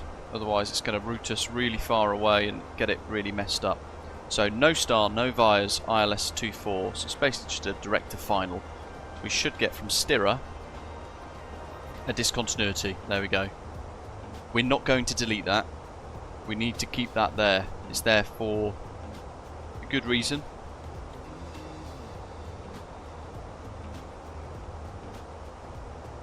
Is it R24? Have they got it? EGPH 24. Let's see what happens.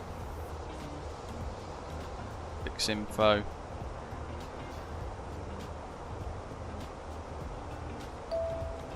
See if it lets us. We'll do. How many miles final have we got on the glide slope? 9 miles. We'll do 10.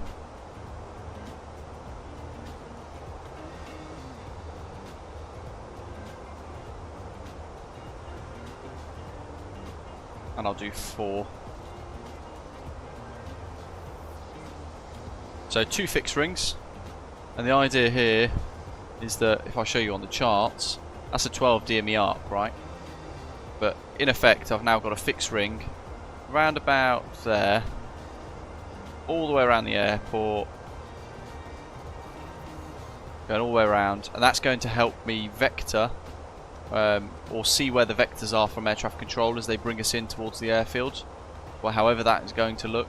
It's just going to help with my situational awareness. And then we've got one at 4 mile final, which is there, to make sure I'm reducing the final approach speed. So that's why we've got those in there now as well. Just a quick little fixed ring input for you folks. So, and we're going to leave that discontinuity in, which should also now allow us to go to the descent page and add in the rad out 106 for radio, and we'll do full flap, approach speed of 137, ILS 24. We'll wait till that gets a bit closer before we look at the ILS frequencies and all that sort of stuff. Oh yeah, 100% J-foot. Boeing fixed pitch is so much better. Zippy Zapple, yeah, they've upgraded all of the runway textures and everything as well. Naturally, in the presentation video I did, we couldn't show everything because of just the way it is. You know, I picked a song that was about 3 and a bit minutes long, 4 minutes long or so, but you know, I tried to fit as much as I could into that, showing all of the real big key highlights of the scenery update. But it did mean things like the runway textures got cut out of the final edit, because I thought, well, actually we're going to fly in today and see it anyway. But it is a spectacular upgrade, currently on sale for about £11, but it's not a free upgrade. You've got to buy the product again, which I'm not a massive fan of, but this is a complete redesign of the airport. And if you haven't purchased one yet, then it's actually a really good time to buy one. Brian says he's just dropped the latest setup photograph into our Discord server. Let's have a little look on my phone so I don't interrupt the stream bits too much. Which one is it? Is it in crew room chat or is it in the lounge area?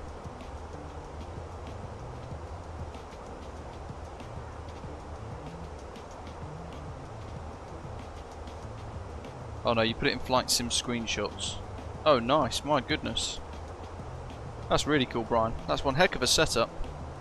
That's a massive ultra wide screen.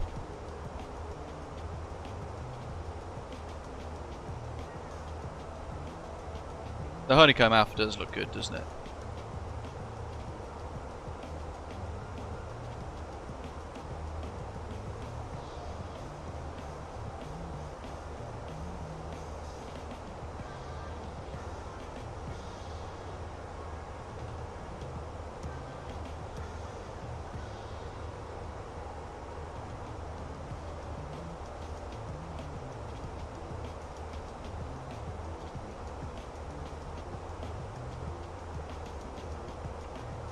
Did you all see the video that I did the other day on the new Pyreegue Edinburgh version 2 scenery? Has anybody not seen it in the live chat?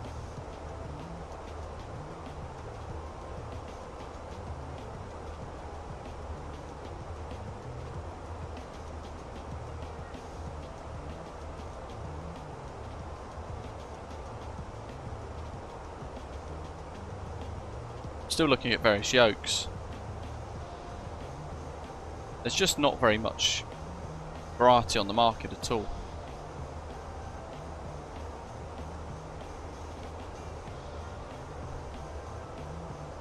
Zippy, you have not seen it? Choffineck. Yeah, I figured everybody ends up doing now the same kind of content, so certainly for scenery previews, I'm trying to do less review style stuff because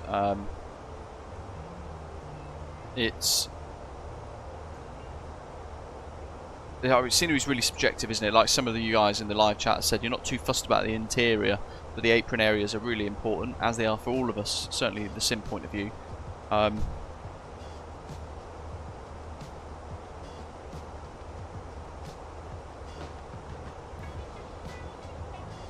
I thought I'd do something a little bit shorter, and in doing so try and pack in as much as I could to just show you lots of features in the video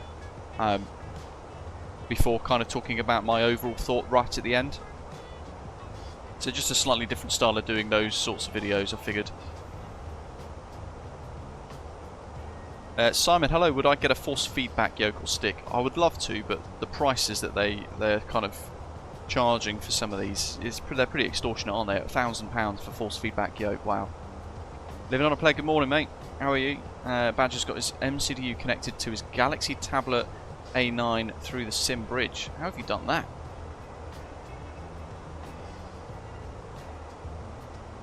Cruty, hello. He says he recommends buying yokes that are not from large brands. There are many good 3D printed stuff as well for throttles, etc. Yeah, I'd be interested to sort of see some examples, Cruty. So if you're in our Discord server, feel free to pop some links in to the crew room chat area. Just have a little look to see. Maybe show us what you're on about there, because I haven't really seen many other kind of options. Naturally, when you Google these things, the big brands, they pay for the marketing, don't they? So they go straight to the top of the list on Google. Jfoot, welcome buddy, joining us as a new channel member today. Bronze Feet Fire, thanks for the support. Should be a massive amount of time left today. There's Bruce already, waypoint, top of descent. Yeah, all of the alerts are aviation themed, which does get confusing for flight sim stuff. It's tricked me a few times as well.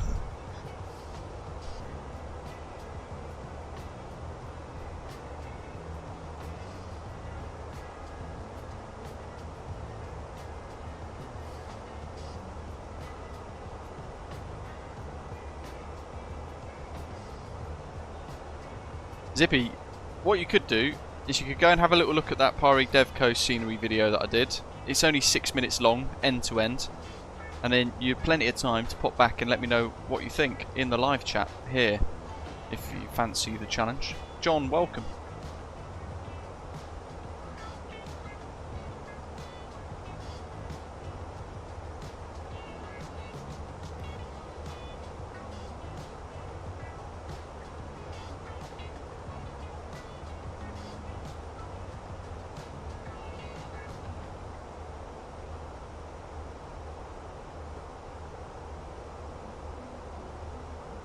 Baku, 5,200 kilos.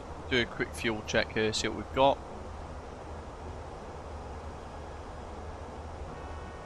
Uh, 5.4. Ooh, we're slightly under. Should be fine though. 200 kilos less fuel though. Probably because we ended up sitting on the ground for so long.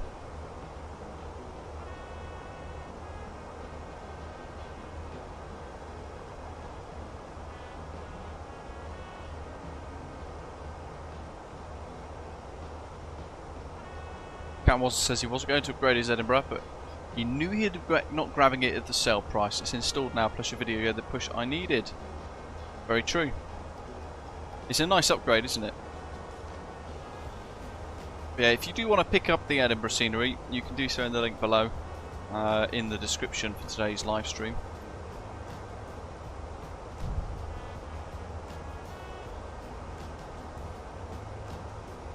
Optimal is 350 Joe, which is, so we're kind of sticking with our optimal cruise.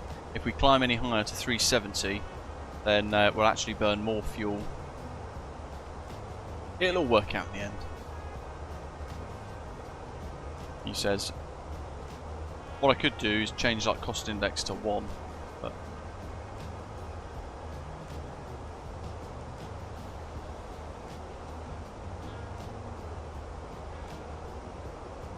oh crikey, Ian says I can definitely not advise to hit the new update Navigraph data in flight in the 777. Took one for the team as an experiment. Causes the MCDU to freeze and wipe all the flight plan. Had to restart the sim. Oh my goodness. Simon, yeah. In fact, if you did miss it when we tuned in, let's just refresh the GSX thing here by making them visible again. We loaded them all. We got all the punters on. There you go, your very sore legs just stood there in the corner.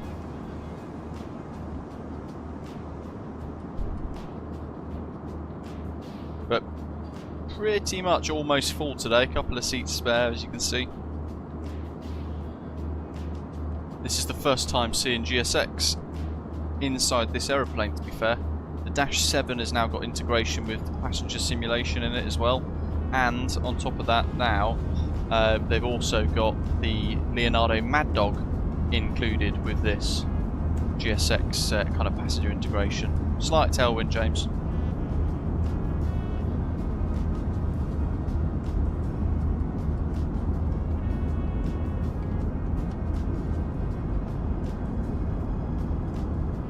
They do, Simon, don't they?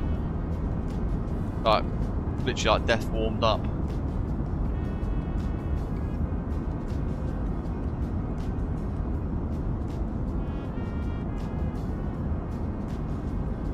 You have to see if it's like a nighttime Ibiza. We'd have to go through the cabin and have a little look at in the loos to see if people are doing any funny stuff.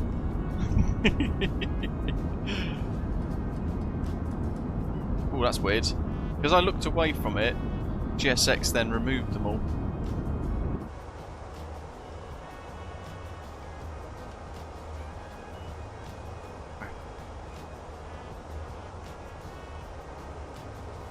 Odd. Oh, yeah, there you go. Look, hide it, and it goes, okay, I'll save you frames per second now. Quite clever. We've got a 32 knot crosswind now.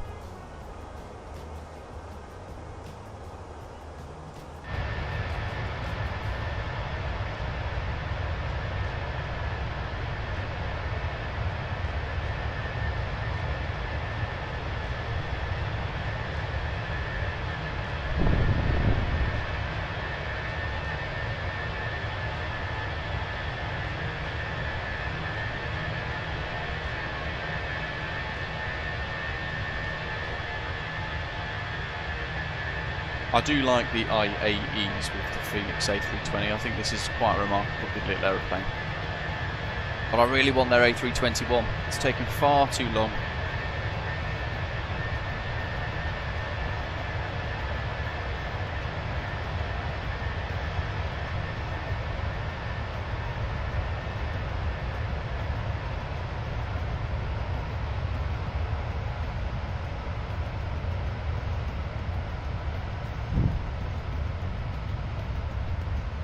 Zippy says, having watched the version 2 video that I did the other day, says it does look good.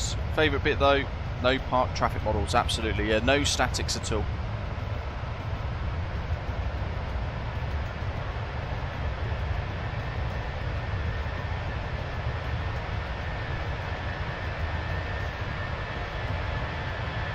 Morning, Grey Shirt, how are you? Good to see you, hope you're well.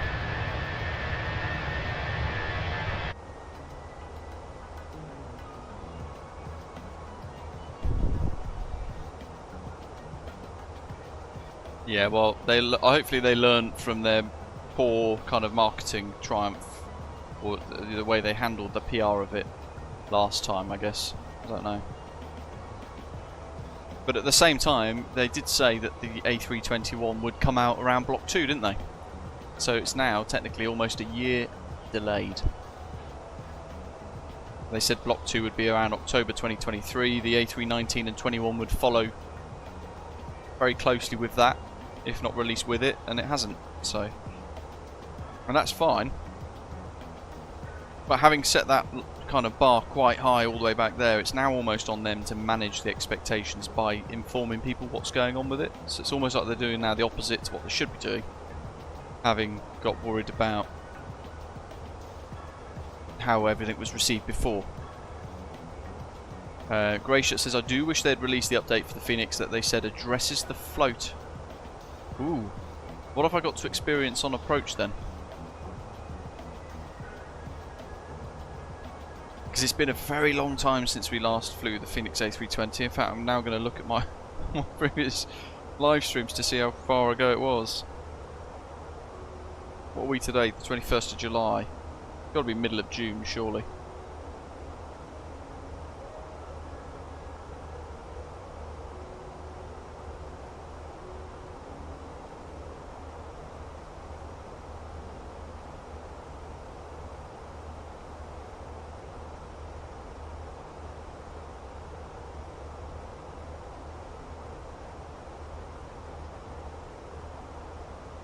Ow, okay.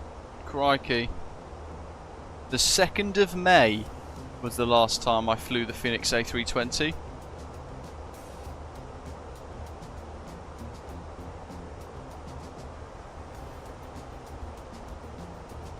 And in fact, that was Liverpool to Malmo. And I remember at the time, we had really gusty conditions. And I think I remember there was a bit of a weird behaviour on touchdown. And it was quite a messy landing, albeit with a very strong crosswind and storms.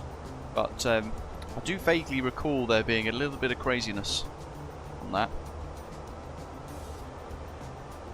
that.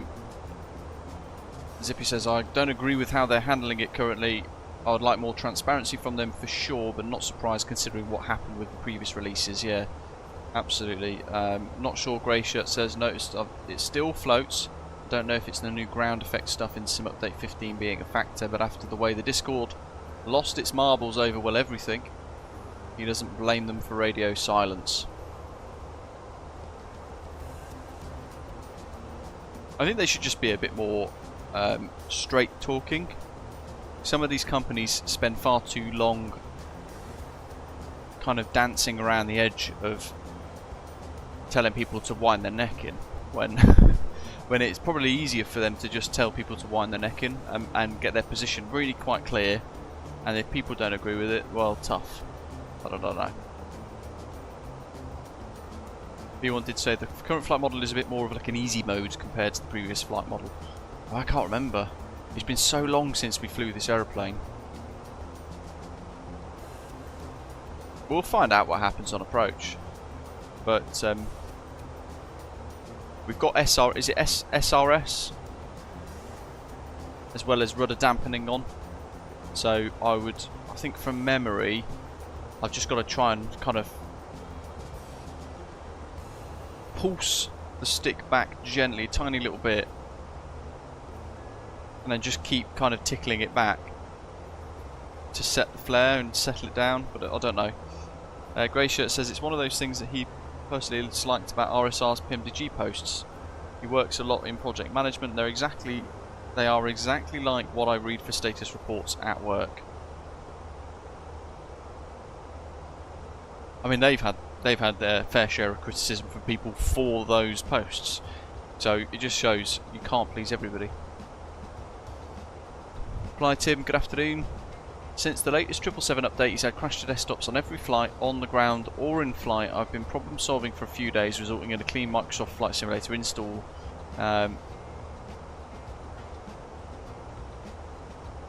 Vanilla. I'm now adding back FSU IPC so far, so good. GSX next.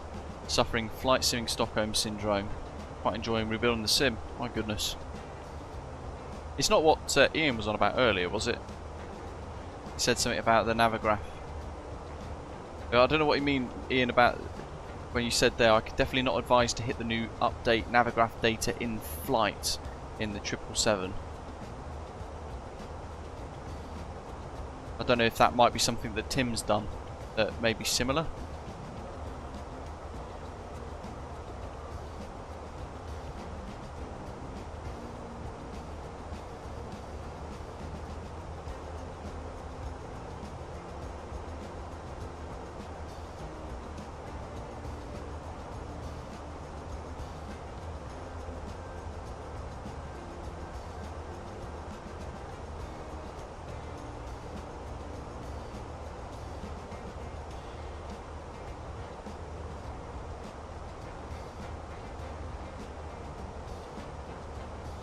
Brian's just bought Flight Beam's LFBO this morning. He goes. He says that there's AI aeroplanes parked everywhere.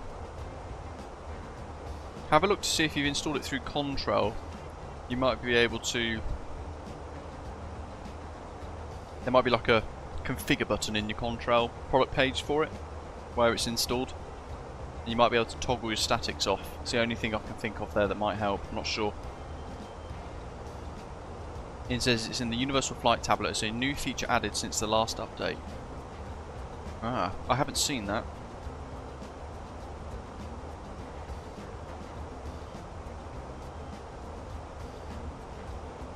MPS hasn't had a problem landing at the Phoenix in Keflavik yesterday.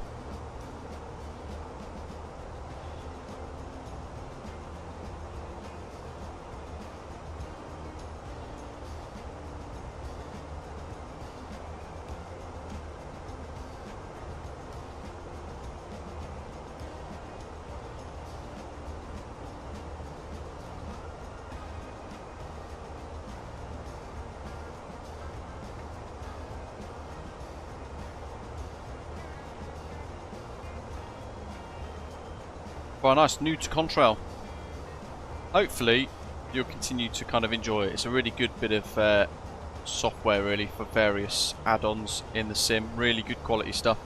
If you want to find a way to support the channel at no extra cost when you're buying scenery through Contrail, for example, then the link in the live chat there is an affiliate link, and it'll allow you to basically purchase anything that you are going to purchase anyway at the same price, but I get like a little referral bonus to say thanks, and that's a nice way of supporting the stream without having to even spend a penny extra.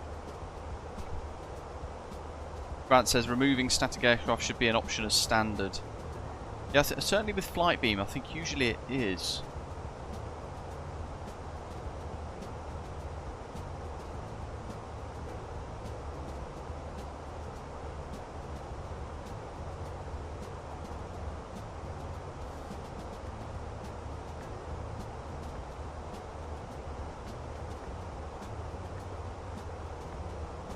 Miguel says getting closer to top of descent now. Yeah, we've made some good progress, to be fair. Oh, was that? Well, actually, I can do one better. If you've got any big purchases going up soon, you can click that link, but also take this code in the live chat and apply that to your order on Contrail. So the bigger the order, the better. You get 10% off your entire order. So it's a one-time use only code per person, and it's a pretty cool way of saving a little bit of money. If you're going to buy loads of scenery all at once, for example, you can use that 10% off code, end up getting yourself 1 or 2 bits of scenery for free perhaps. That's in the live chat for you. Ah, MPS, you'll be fine, mate.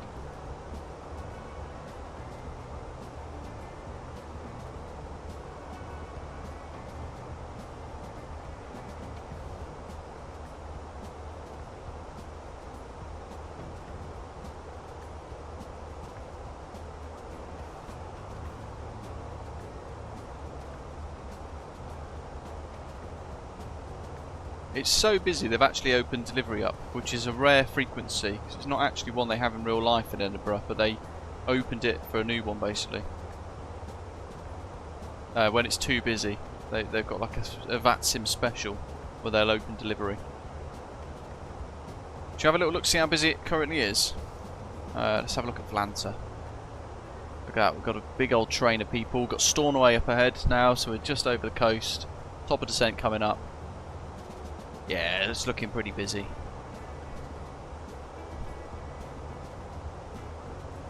Not mega busy, but busy enough. It'd be nice to have some ATC for the arrival actually, so looking forward to having Edinburgh approach online. It's very rare that we get Edinburgh approach. Oh, this is nowhere near the same MPS gaming. This is just like a little busy day at Heathrow. You'll be absolutely fine.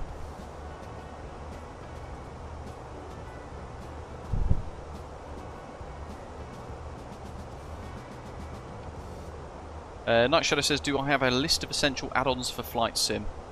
I would say, do you mean like sort of scenery add-ons or anything and everything?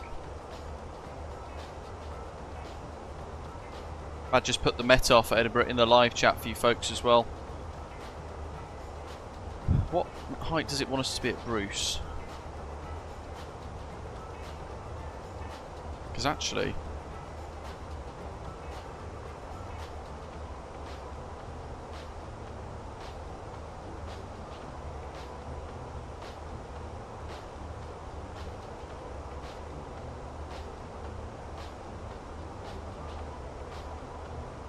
Bruce 350, top of descent,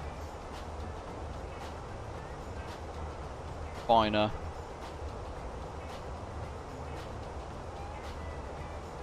Oh, how do I do at or belows in this thing?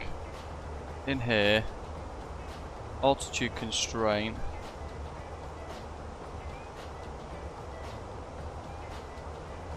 Oops, it's minus, isn't it?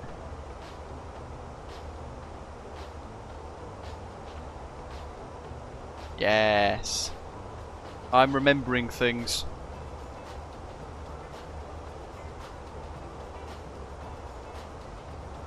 What do you say, B?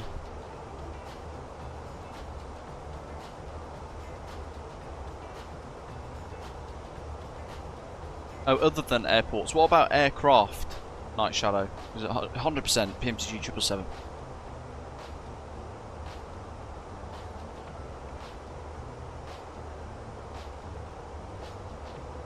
Clyde 189. That's close enough.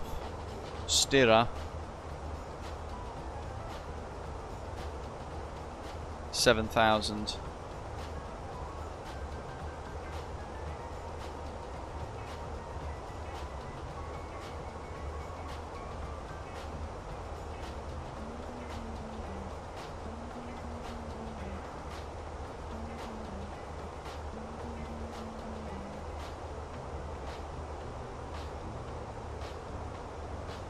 That's a bit better. So I'm just moving our top of descent around a little bit. So just brought it in just before Bruce there. So that's done.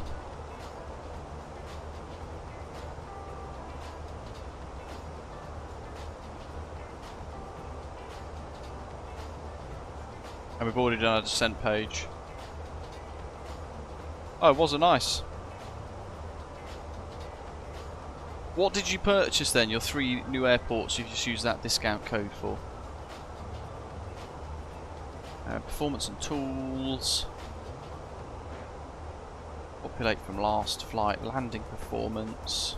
So I'm not using the Fenix A320 landing performance because I just think the whole thing's a mess. Their calculations. So I'm using SimBrief's one instead, which Navigraph have done really nicely. Full flap, reversers, brake setting, add 5, dry, HPA 1008.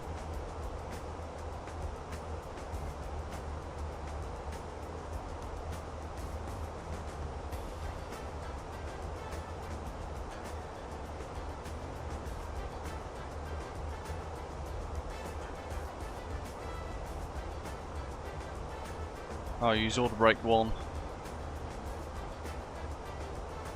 I can't see brake setting there though. Oh, there you go, auto low, got it. Wazza's bought Tallinn, Prague and Newark, nice.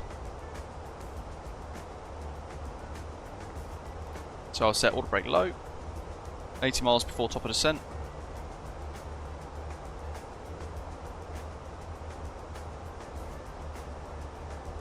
Agilos, welcome. Got the Scottish coast now finally visible.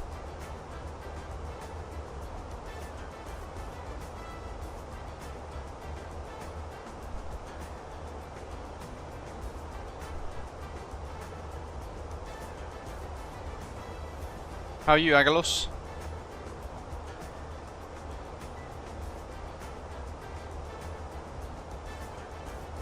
Newark's definitely great, Captain Wazza. Joseki Designs, really nice scenery.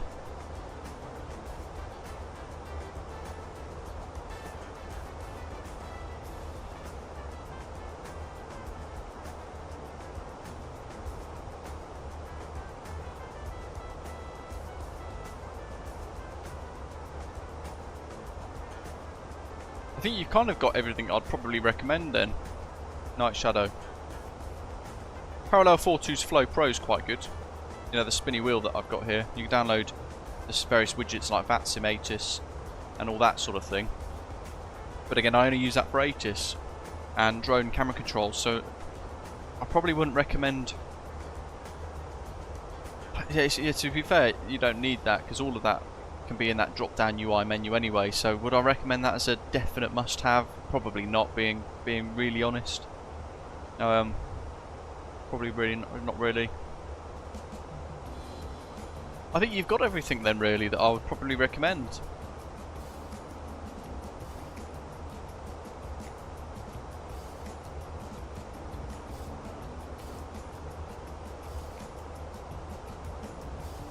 Bembecula on the right, down there, and Barra down there somewhere as well. The beach. Little airport.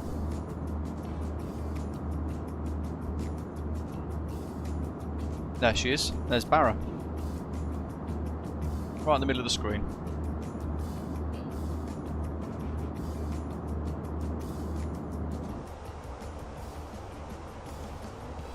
And we can start preparing for the way in. So what have we got? We've got a couple of different frequencies to think about. We've got Edinburgh approach 121.205.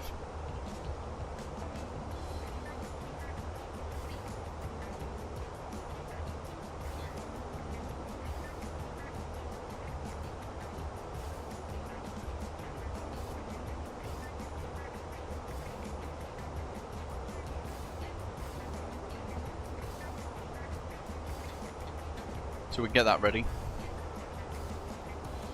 I've got two tower frequencies, one M, one T. I don't know which one's which.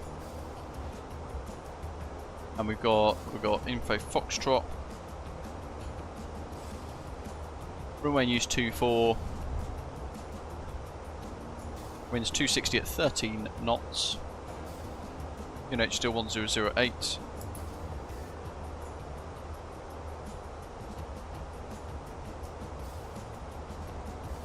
Means that we can update the performance.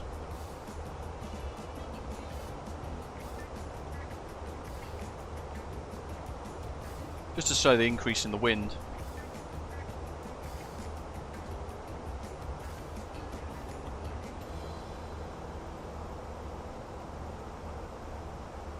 And now we've got a bit closer, it's pre-tuned the ILS, so we can just make sure this now just kind of matches the data as well.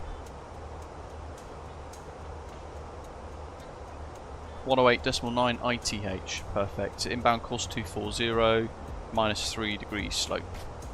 There's an Edinburgh NDB there, 341, we'll tune that in. I'll just put it in ADF2 so it's out of the way. And then we're kind of ready.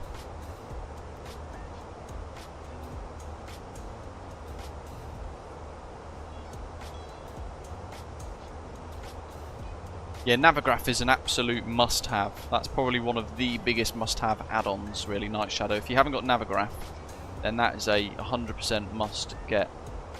And with that, I'd recommend the Navigraph Ultimate subscription and pay, if you can, for the year in advance, because you actually get quite a bit of a saving. New UK update coming soon, isn't there? In the sim, a world update. That's going to be quite cool.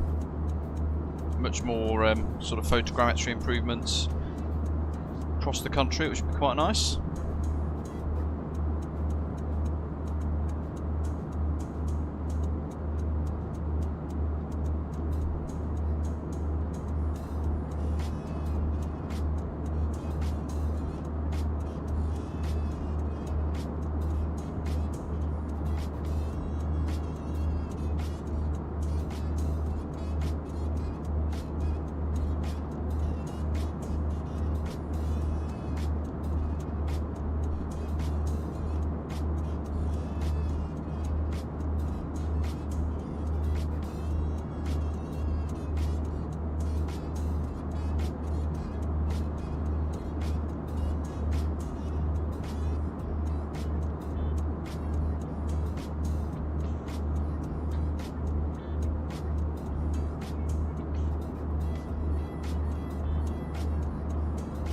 Oh yeah, you've got everything you need then, Night Shadow, really.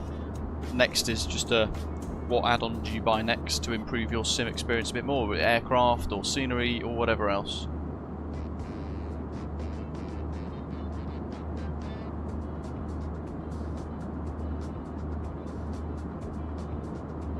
MPS says, do you think there might be holds at Stirra?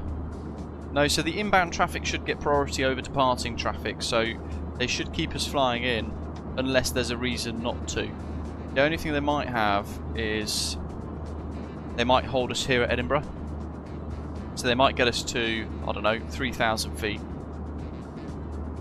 And then they might fly us into the Edinburgh NDB to then pre-program a hold here, or like just a, what is it, not that one, sorry.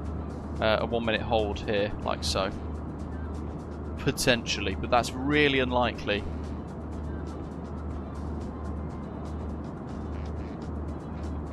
The approach controller will already probably see on his radar scope the fact that we are all making our way in.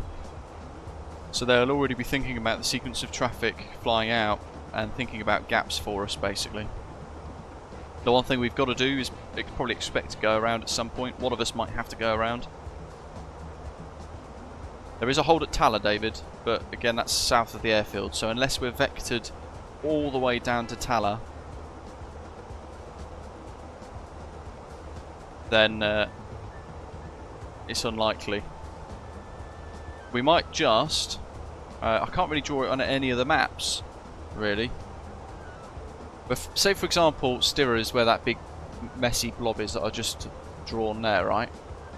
We might get told to vector out this way, and then we might get a vector in, and then we might get a vector further out, and then back down.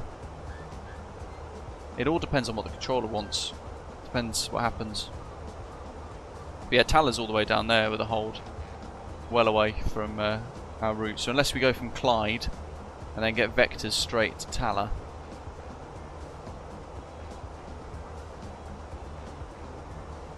You would MPS, yeah, but I wouldn't worry about it just yet. I don't think you need to worry about the holds. There's a fair few aircraft flying in, but it predominantly is most flying out. So it should be fine.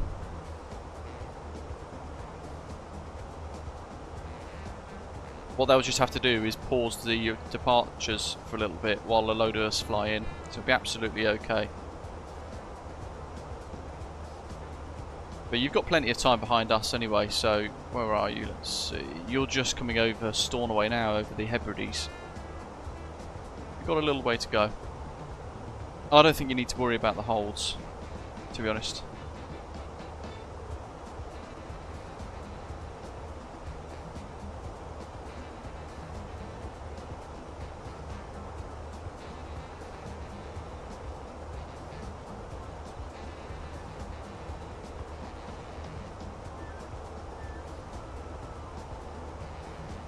There is a hold at Stirra. So if it is really busy, we might get told to hold here. Probably more likely than Edinburgh over the NDB. There is a hold at Stirra, which is probably...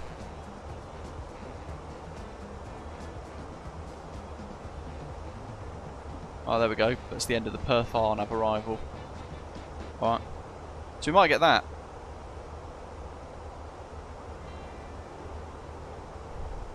We will be able to set that up pretty easily, if we have to. So in fact, that's probably quite a good way of showing you guys the star. So we're coming in kind of down here, and then we're... Well, that's really bad as well. I'm so bad at drawing. Kind of in like this.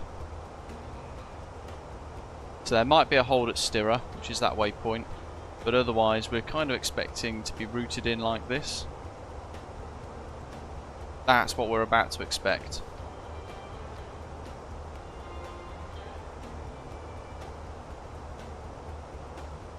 But, as David says, that might be too far out for approach to deal with. We will play it by ear. Split Notion says he's on the Perth 1 Golf arrival, so God knows what's going to happen to him. How have you got on that arrival? It's really weird. Unless you're flying in from somewhere else. It's certainly not one that would be used for this route. Unless you're doing some very weird routing. Hop descent. So we'll set 7.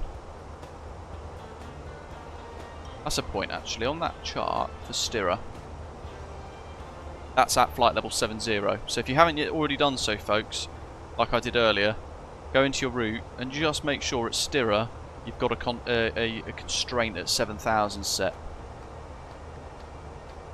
And I'm just going to go into manage descent. A few miles early, got 10 miles to go, but it's just to smooth into it.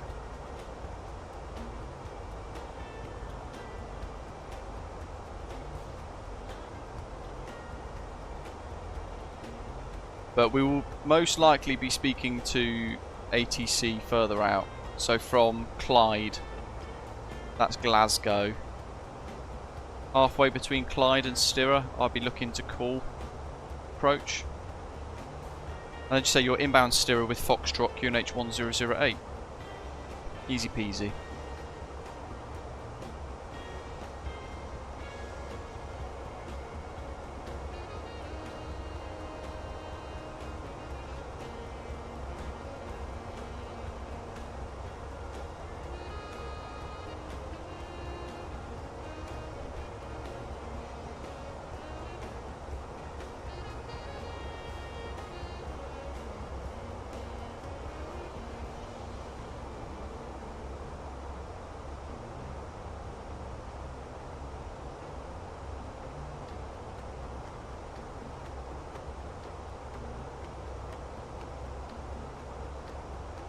I'm just looking through various other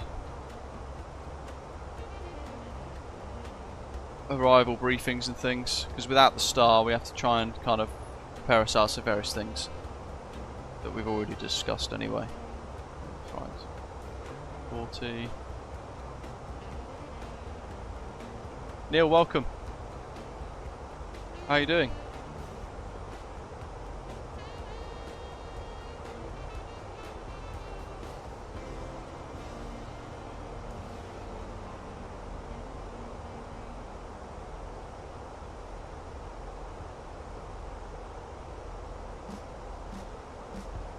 Neil says he's been on Navigraph Pay Monthly for years. I've just reminded him to switch to Pay Yearly, which is 81.64 euros for a year. It's 25% less, yeah. That's the thing, I've been talking about it for a long time. And I get people can't necessarily pay that lump sum of 81 odd euros to get the annual subscription, but like you just said there, there's a big saving. It works out being about 1 or 2 months for free, or about 2 months for free, by paying for the year in advance from Navigraph. You get the same stuff but cheaper. So it is the best way to do it, absolutely. If you can afford Navigraph Ultimate yearly, pay once a year, much better.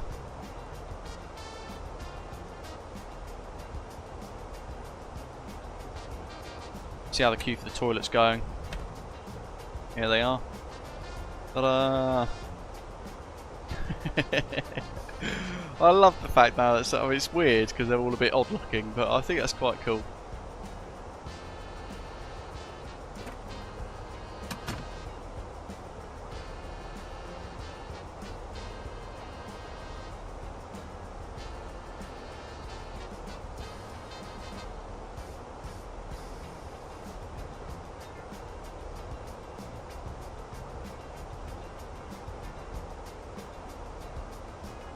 GSX passengers, J-Foot indeed.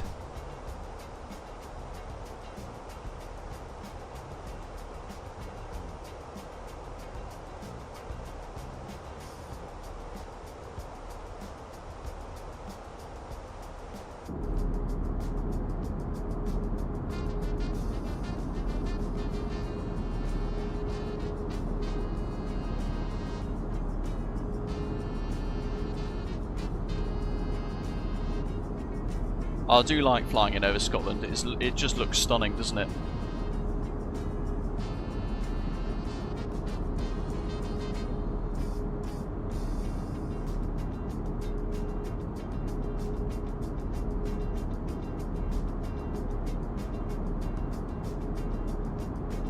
And for the next sort of week or so, you might see reduced streams from me as well. I can't remember if I said earlier or not, because obviously there's been one stream last week, one stream this week on Sunday.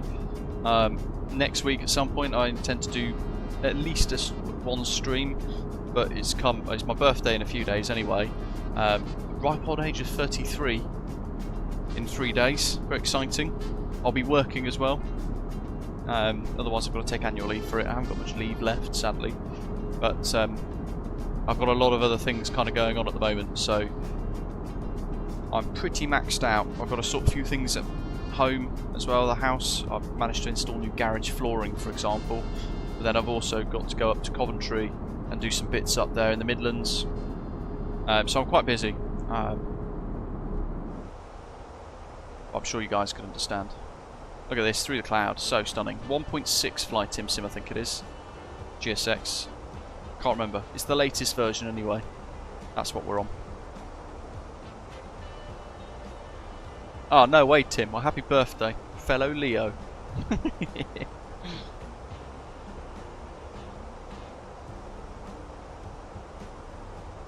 Alright, time to tune to radar. 713. It's going to get busy. Maybe 412 descent altitude 4,000 feet. Maybe 412 4,000. ED 3303, switch to Unicom 12. Oh, it's Kai. Very senior controller for VATSIM UK. 8713, left 330. Mainly does, usually does London control. 3713. ED 3301, switch to Unicom 122. I've worked my birthday for the last 4 years, Night Shadow. 345, Foxtrot, speed 187. Neil, nice. Fellow Leo. Love it.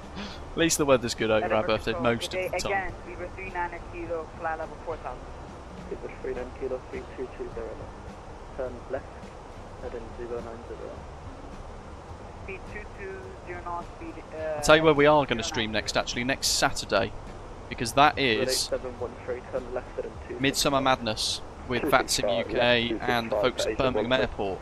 So we're going to be taking part in that on the Saturday coming up. That is going to be the stream for next week. We've got to pick a nice route, actually.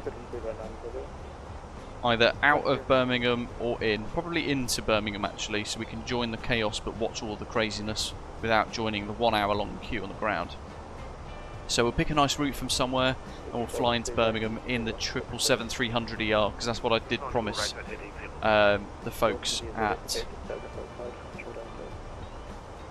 Midsummer Madness, the team at Midsummer Madness. I said I'll be flying in the 777 a few months ago, so we'll be back in the 777 for for Saturday. It's going to be a weekend-long event. There are prizes to be won, including some channel merchandise, and also a prize for, I think, Velocity, which is a flight simulator experience, which is pretty cool.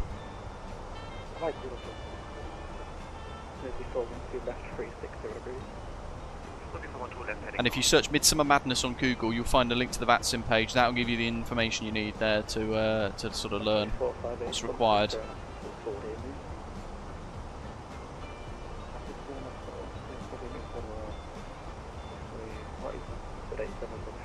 I have to pause the music now, I think.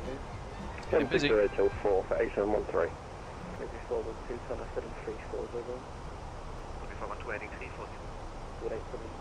Alright, low, that's all good, that's set, that's fine.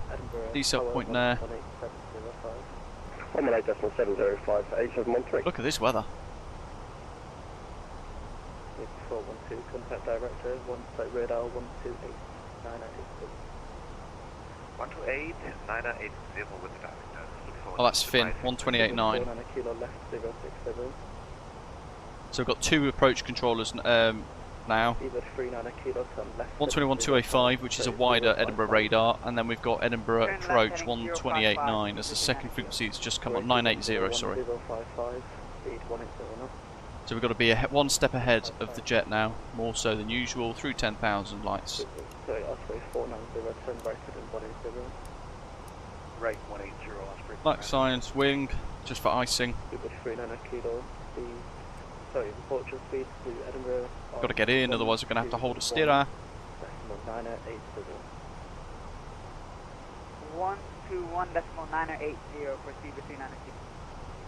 Edinburgh radar, good afternoon. It's Osprey 165 with Foxtrot, currently flight level 100, inbound steerer. 458, tower no 18705.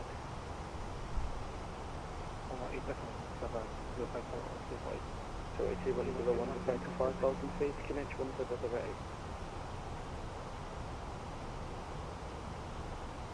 280, 101, descent to 5,000 feet, QNH 108. Woohoo!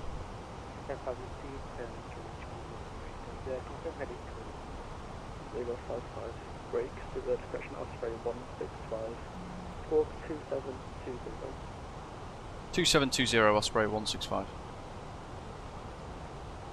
Governor, Delivery 360 It's about 15 miles to Stirra. Bye-bye. That's where we've tuned in. Edinburgh Tower. Day KLM 14 November. KLM 14 November, switch to Unicom 122. Oh yeah, they'll be fine, J-Foot. These are some really good senior controllers with VATSIM. 490 D7 80. Flight level 80 on Amity, Osprey 165C, so D7 flight level 90. Descend flight level 90, Osprey 165. Osprey 490 left 065. And the vectors begin. 069, Osprey 490. Kuwaiti 10110. So begin your descent now, please. I've asked 4 times. It's 5,000 feet, QNH 108. I'm going to set flight level 90, speed 240 for now.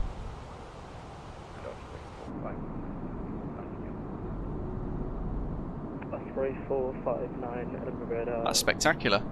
Roger. Seaward 39 kilo, turn left at 330. Seaward 39 kilo, turn left at 330.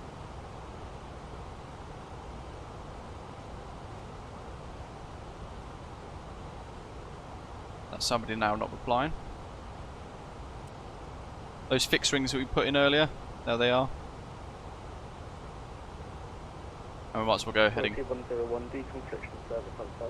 Heading mode now.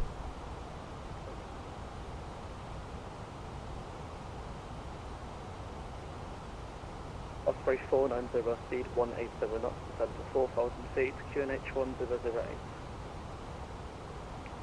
180 knots, speed, direction 4,000. Osprey 165, turn right at 180 degrees. Right, 180 degrees, Osprey 165. This is where I wish my wind wing. 490, It was fine. 7274. 7274, Osprey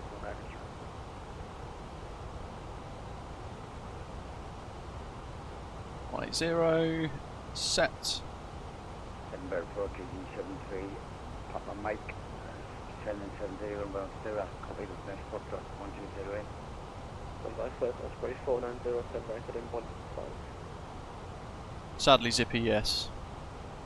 Give me the heading again, Osprey 490. Right at 115. 115, Osprey 490. Kuwaiti 101, turn left at 330 degrees. Some big vectors here, look. Kuwaiti 101, contact director, correction radar 128983. The big emphasis, J-Foot, is education. So channels like this, we really try to enhance. 165, descent altitude, correction descent flight level 80. Descend flight level 80, Osprey 165. We try and emphasise education. We try and really help get people that might not otherwise be confident with VATSIM a little bit confident with VATSIM, so they can try and give it a go. But again, it depends on the person wanting to actually learn, which is half the problem, because some people just use it as a multiplayer server, which ruins it massively for everyone else. It is a multiplayer server, but without pre-arming yourself with things like the tutorial videos that I've done. 1174, you should check those out. 2174. 74, sorry. Osprey 165, turn left at 060 degrees. Left 060, Osprey 165. Kuwaiti 101, 12898.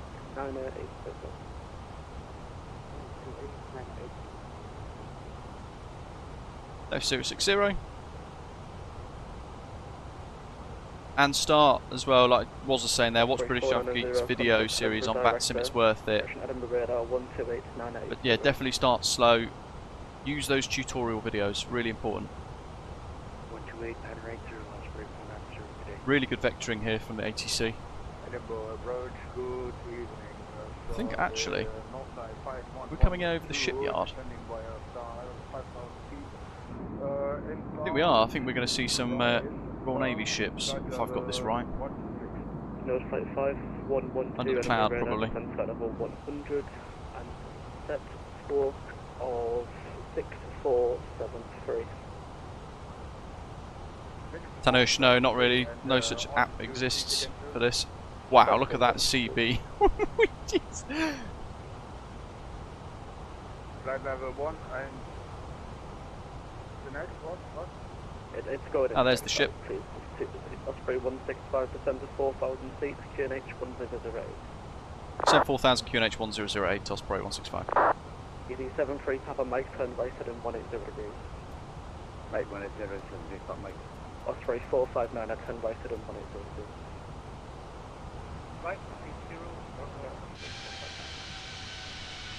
ED73 radar, I said too much Charlie, flight level 100 inbound Kira.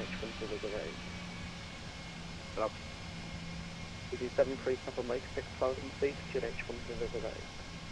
6,108, got Mike. I said too much Charlie. Speed 187.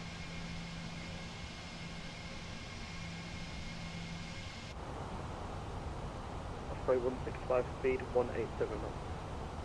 Speed 180, sorry, you blocked Osprey 165. Osprey 165, contact director 128980. Director 128980, Osprey 165. Thanks, great job to you. To make Charlie squawk 2170. 2170, I said too much Charlie. 180. Flaps 1. Just in the particular the green dot. 270 degrees.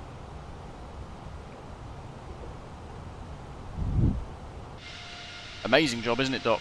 Yeah, there's a big old ship there. Clear for 9 kilo, speed 160 knots, still 4 DME. Speed 160 knots, still 4 DME. What do we got? That's all good. Let's get the wing, everything, all the icing systems on through this absolute pea soup. Gonna be good. Edinburgh radar, good afternoon, Osprey 165 said sending 4,000, speed 180. Osprey 165, Edinburgh radar, below 10 right, being 090 degrees. Hello, right 090, Osprey 165. Do you need a bit of speed brake here just to keep us slowing? Osprey 490, 10 left, heading 050 degrees.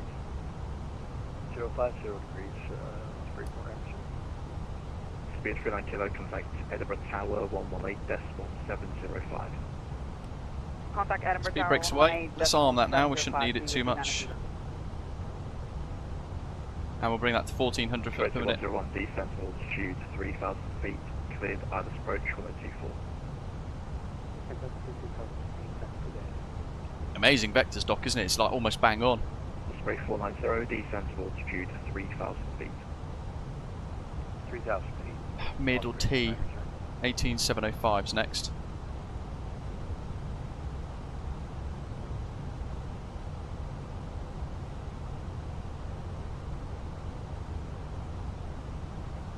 So get our next frequency ready, and then we go into the cloud. Edinburgh radar, 873. LS. 4,000. Oh, well, look at that. Amazing. Easy submarine for Mike, Edinburgh radar, Roger.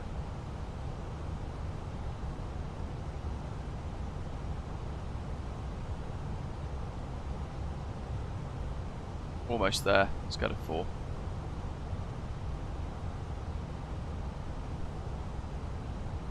Wow.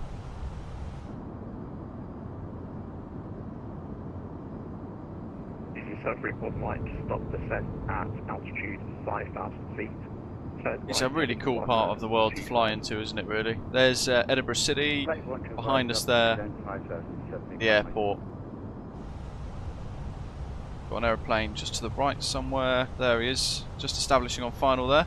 Osprey 165, descent altitude 3,000 feet. Send 3,000 feet to Osprey 165. Got another aeroplane behind him, just kind of where the cursor is at the moment. Can't really see it at the moment, but the vectors therefore probably continue for a little bit. 010, Osprey 490.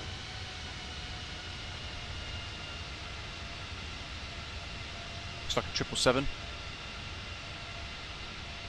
It's a Norse. Okay, 101, we've just gone through the localizer, turn left immediately. Oh, it's Kuwait. 210 degrees and speed at altitude 2,300 feet, so you intercept the other. And he's bust the ILS. Christopher, the engine spin animation is so good on the Phoenix. 165, turn right heading 140 degrees. Right, 140 degrees, Osprey 165. Yeah, it's really good, isn't it, to be fair, Christopher? It's one thing they've done very nicely. The animations and the engines are stunning on this. Level at 3,000, 180, that's good, that's set. We've got ground spoilers arms, maintaining 180. Osprey 165 will be taking you just slightly through the low time. Roger, 165.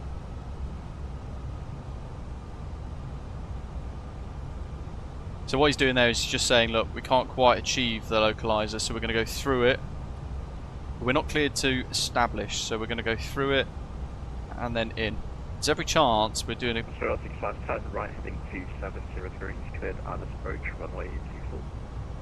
Turn right 270 degrees and cleared ILS 24, Osprey 165. Osprey 490, turn left heading 270 degrees, cleared ILS approach runway 24.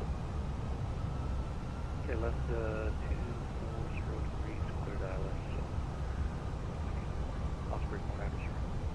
Osprey 490 negative, and time is heading 270. 270. C3 cover mic, speed 180 knots. 14 miles, loads of time. Big 180. So he's done that just for the separation of the aeroplane in front. 101, speed 160 knots until 40. And look at that, that's bang, that's absolutely bang on. 101, contact Edinburgh Tower. Really talented controllers today in Edinburgh. Really mega impressive, properly impressive. So we can now press heading 270, 183, approach modes, arms, glide slope and locks ready.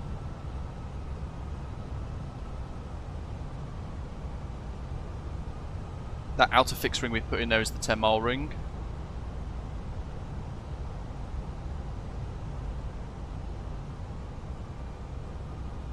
There's the airport. 165, speed 160 knots until 4 DME. 160 till 4 DME Osprey 165, and just establishing now.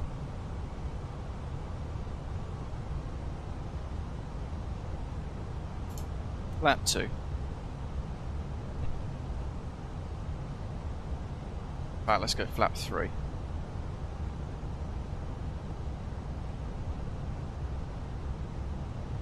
Keep that nose down around 5 degrees, that's where we want it. Okay, lights, signs, anti-ice is as required, that's all looking pretty good. Glide slope's coming up. Get both the autopilots on.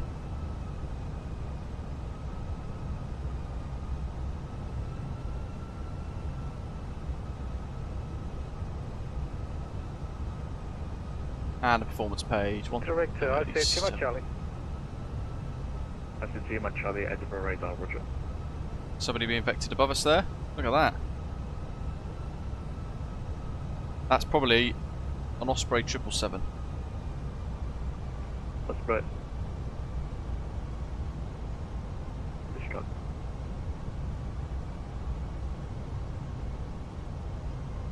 Easy 73 Papa Mike, turn left heading 050 degrees, descent altitude 4,000 feet. It is. It's the vintage jet. Nice.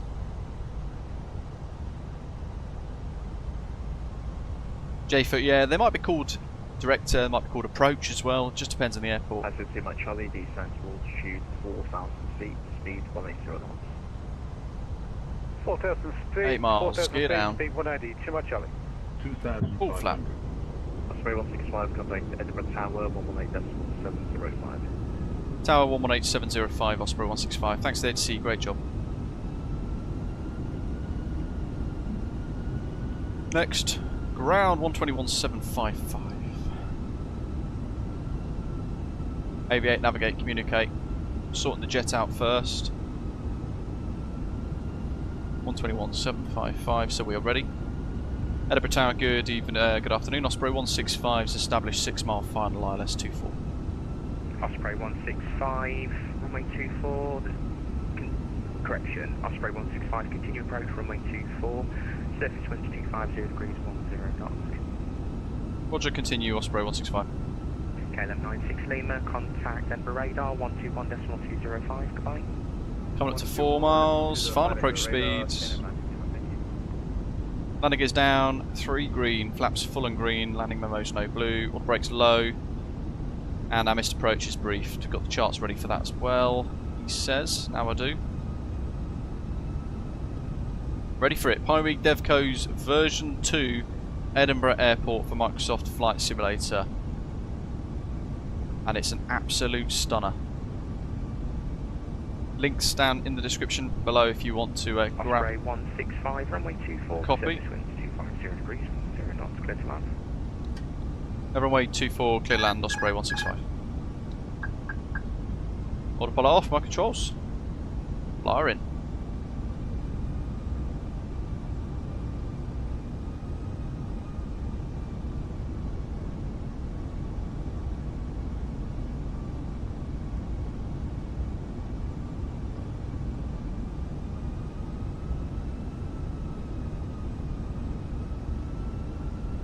Nudge forwards. 1000. Check.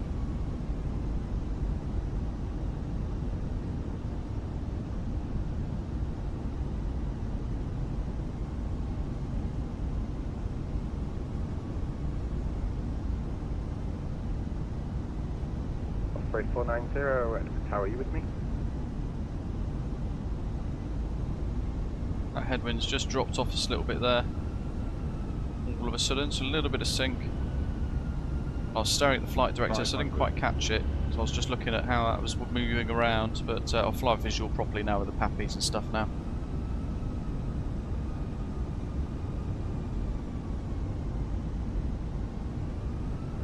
Winds are gusting. I don't know if you can see it, it's like 20 knots, down to 10 knots, back up to 18, back down to 10. 5696, fully ready for departure. Roger, we are ready for departure. 5696, Roger, behind the landing. Osprey, Proper gusty. MSFS via Delta 1, line up runway 24 behind. Look at the runway textures. Disregard that.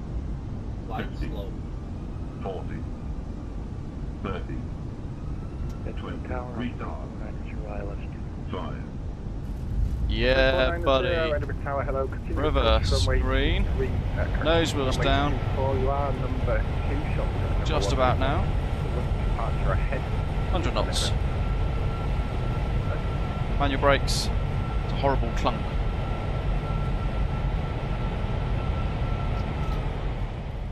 Get rid of the auto throttle. Osprey 165, expedite your vacation of the runway left on Bravo. Wilco, left Bravo, expedite Osprey 165. Osprey 165, report vacated. Okay. So 90-degree turns, you can't really do it that quick. Tower, hello, run 841. Runner 8481, Tower, hello, continue Delta 1. Continue Delta 1, runway, correction, continuing Delta 1, run 841. Osprey 165 is vacated 24. Thank you. Break, easy 5696, surface wind 250 degrees, 10 knots. Right's clear. 24, cleared for immediate takeoff. Flip on, we did take off runway 24. Turn left. You're trying to squeeze as many in as you can there. 490, expect late landing clearance, surface wind 250 degrees, 10 knots. Osprey 490, welcome. Thanos, that's actually what it looks like in real life, where they've repaired a whole section of tarmac. I'm just going to gently come EG94 Mike Lima behind the to a landing. stop here. Airbus, 272 foot per minute, disregard. right on the touchdown zone. Bosh. 1.2 G, lovely. Look at that. I love that. Best touchdown in the Fenix A320 for a long time. Flaps and ground spoiler. We'll disarm that. Ease up. Osprey 490, runway 24, cleared to land. 24, That's all set, that's all good. EG94 Mike Lima behind the landing, Airbus A320 via Delta 1, line up runway I 24 hate the click behind. spots in this thing. It's one of my biggest bugbears. Landing, 20, Triggers me no end. Maybe you bleed. 165, contact ground 121.755, bye-bye. Ground 121755, Osprey 165. Amazing job, thank you. Have a good day. Yeah. Ground 121.75. correction via Alpha. Look at that! Fire training ground. How cool! That's a 9 hotel, just confirm Delta 1 via Alpha. Apron, Delta 1 via Alpha. Edinburgh ground, good afternoon. Osprey 165 has vacated on Alpha. Osprey 165, Edinburgh ground, good afternoon. Taxi, holding point Alpha 12, expect stand 106. Taxi, hold point Alpha 12, expect 106 for the stand. Osprey 165, good day. There's David. Oh, it was a little. The Fenix A320's got him out in the flare there. He's down. And he's going around. It's quite gusty. Nice decision though, really good decision. Yeah, the runway there is really realistically done. And you've got some spectacular... I mean, look at that detail there. How cool is that? It looks like a photograph of the metal. Looks so realistic. There's the big old Edinburgh Fire and Rescue water ferry van. And then we've got the their little D85 Foxtrot Bravo, contact Tower 118.705, bye-bye. Station there as well. 18705 for you. That's good. Okay, Alpha 12. Victor, contact Tower 118.705, bye-bye. And we were told 106 was it for the stand? Yes. Which is Line Hotel, contact Tower right there 118.705, on the main apron. 118.705. GSX. Oops. I don't know why it does that sometimes. Main apron.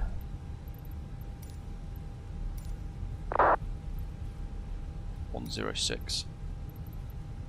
We don't need a follow me.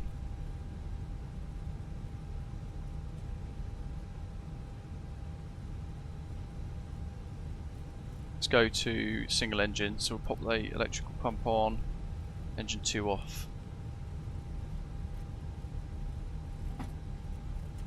Osprey 165, you can continue taxi down 106 via Alpha and Echo, good day. Continue taxi 106 via Alpha and Echo. Thanks for the HC for everybody above as well, Osprey 165, good day. No worries, I'll let them know, thanks for flying, yeah. Go around. Tower's left somebody on the runway there. So I've had to abort that landing. Spicy!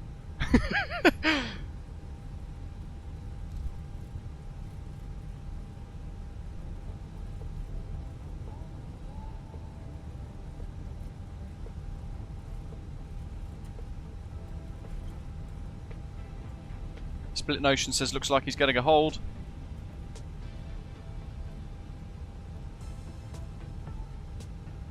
We'll spend a bit of time here watching. Taxi lights off. Because we're going to see some pretty cool approaches, I think, aren't we? So we can watch taxiing really nicely on idle with a single engine here. Edinburgh ground, good afternoon. With 25 Mike with information goals. A little bit of brakes. And MD82 at stand 103, ready to copy for clearance to Copenhagen. There goes the EasyJet. Probably waiting for the missed approach to get enough separation from the runway, really.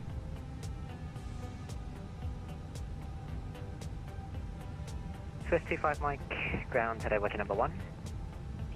Runner 67 Yankee X-ray, stand Controller change. Pushback approved, face east. Brakes. Park brake set. Don't know, show, this is the single one. Very good parking. Engine 1 off. Swift 25 Mike, ground, hello, sorry, say again. I'm ready to copy for clearance to Copenhagen. We're MD82 at stand 103, we have information goals. 55 Mike, thank you, clear to Copenhagen. It's the Teller 6 Charlie departure, squawk 0313. Just waiting for the N2 to come down a little bit. Teller 6 Charlie departure, squawk 0313. 15. Peak lights. Swift 55 Mike, correct. You have to get the buses out, my goodness. Oh. Doing it already. Shamrock 47 Charlie X-ray, ground. That's your message. Channel 47 Charlie X-ray, thank you for waiting. You have got a Ryanair 737 on your right hand side, is also pushing to face to the east. I can give you pushback from stand 11 to face east, just be careful of the Ryanair on your right. Yeah, from we can Look at this. cut it short of the Custom GSX profile for every stand included in the scenery for version 2.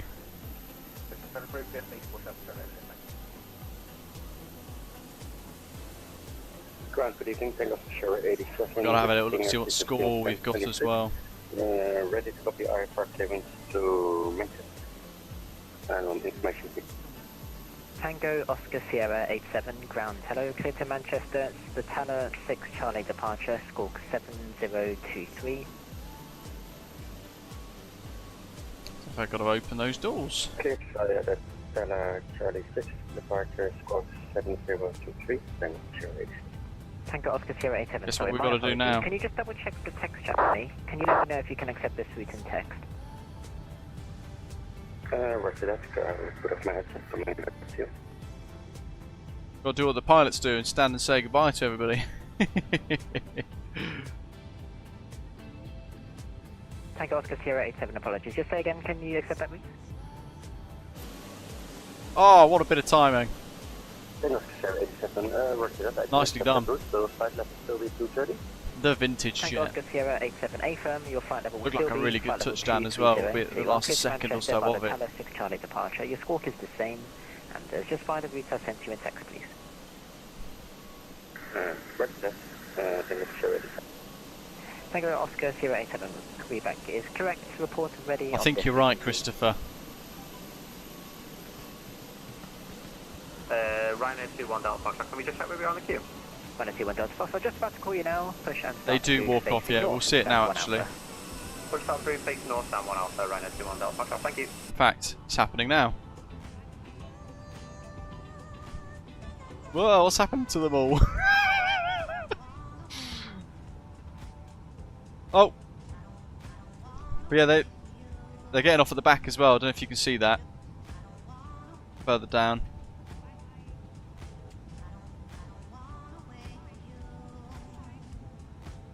They kind of burst out of the seat. Good afternoon. Speedboat 4 Alpha Sierra stand 33 with information Golf type A320. I have clearance to Dublin as filed. Here he comes.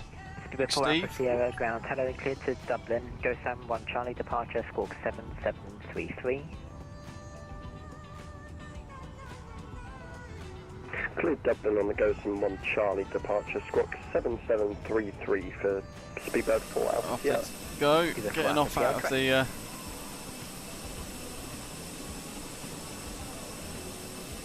the... out of the aeroplane quite nicely.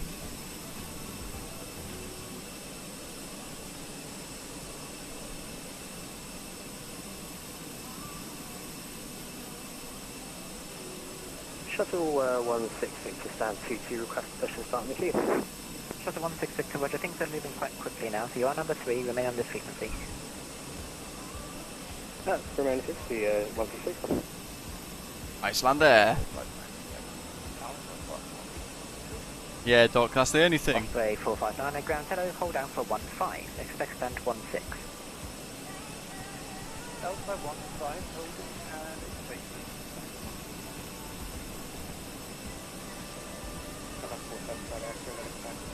47 Charlie X-ray, thank you, hold Foxtrot 1. One of the guys flying in from Keflavik with us. Delta 3900, request push and start. Stand by, channel 47 Charlie X-ray, hold Foxtrot 1. Ooh. Delta 390, Oh, Roger, you just are number caught 1 it. for pushback, just stand by another few minutes please. So what that would have likely have been is that headwind Roger that. going from 20 odd knots all of a Standing sudden down to 10 knots. Delta 3900. So it just caused a little bit of uncomfortable sink. Oh, look at that absolute beast. And a 46 Romeo taxi, holding point Delta 1 via Golf, Mike and Alpha. Delta 1 via Golf Mike. Look at that. Golf Mike and Delta 40 back. Golf Mike and Alpha for Delta 1. Golf Mike and Alpha, we'll get that right today. I'm looking at the chart here. 40 back. No problem. Osprey 459, taxi via Alpha and Lima, hold Lima 1. Alpha, Lima and Golf 1, Osprey 459. Shamrock 47 Charlie X-ray, giving way to the 777 from your left to right. Taxi via Alpha, hold down for 16. Absolute stunner. And look how busy this is.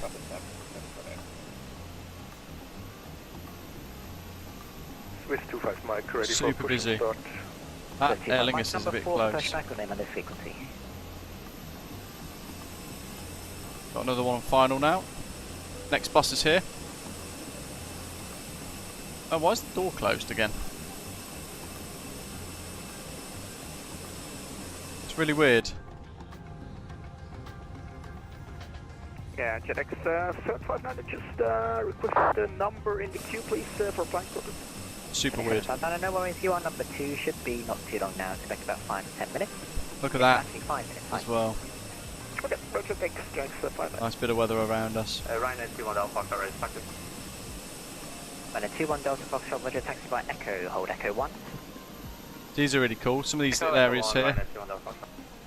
Ryanair 67 Oh, look at the Yankee detail in X-ray, here. taxi via Foxtrot, Whoops. hold Foxtrot 1.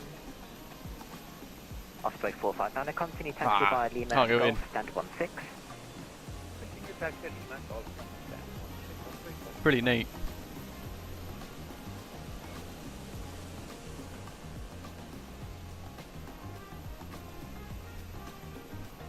That Ryanair's off. 140 Victor Romeo, monitor the tower now, 118.705. Monitor the tower, 118.75. Thanks very much, have a good evening, bye-bye. Goodbye. Shamrock 47 Charlie X-ray, monitor tower, 118.705. Bye. Ground More hello, fly. 132 Charlie. On Alpha, Delta hold short, approaching Alpha 12. I said 2 Mike Charlie, ground hello, expect stand 19er, hold Alpha 14. Quickly run to the tower. Ladies and... Expecting stand 19er, hold Just Alpha before- 14, 2 Mike Charlie. Because some of this wasn't shown in the video, right? That I did the other day. There's some stunning little bits here. 2 Mike Charlie, so I'm just going to change the stand a little bit, there's quite How a lot cool of is aircraft this? at the moment. Expect stand 28. GSX, not now. It always does this. Okay, stand 28, 2 Mike Charlie, no problem. Edinburgh ground, good day. Speed transfer, 7 mana, 27 information. Got a Spitfire. Kilo request and return. And what I like is you can actually 7937, read that just as well. confirm it's, are you Lufthansa? Speed transfer. Brian, thank you, buddy. Appreciate the support. Thanks for the super chats. So was it Lufthansa? I've been here, James. It's very Speed accurate. I was Speed- here Speed- 2 years ago, actually. Oh, Speed Hamster, 7937, Roger. Number 1 for clearance, stand by. There should be a delivery controller was coming on in effect. Nice Moxie Hotel as well. Ryanair 67 Yankee X-ray. A lot of this taxi is via Alpha, already in hold version Delta 1, but what he's done is 124. he's revamped everything. Ryanair 21 Delta Foxtrot, giving way to the Iceland 737 from your left-hand side. Taxi via Alpha, hold Recreated all 14. new textures. This office area. Towards tax bill, thanks for Steam. Is that for Ryanair 21 Delta Foxtrot? Hey, phone Ryanair Super 21 generous, Delta thank you, Foxtrot, Brian. giving way for the Iceland 737 from your left to right. Taxi via And Alpha, we've got hold down for a big old car rental area as well here. Alpha 14, Ryanair 21 Delta Foxtrot. I mean, look at the size of this thing. This rental section. Shuttleite Foxtrot, Roger. Number 5, remain on this frequency. Roger, we'll stay with you, number 5, Shuttleite 1.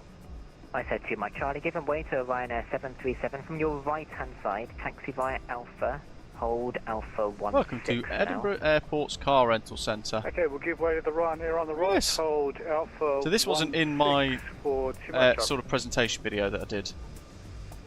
Because I can't show everything in these videos, because otherwise we'd be spending ages doing it. But really quite nice. And you can pop out through the other side and follow the walkway past the tram, which I've been on, all the way to the terminal area.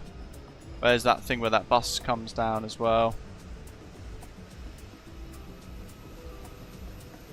Speaking of which, here it is.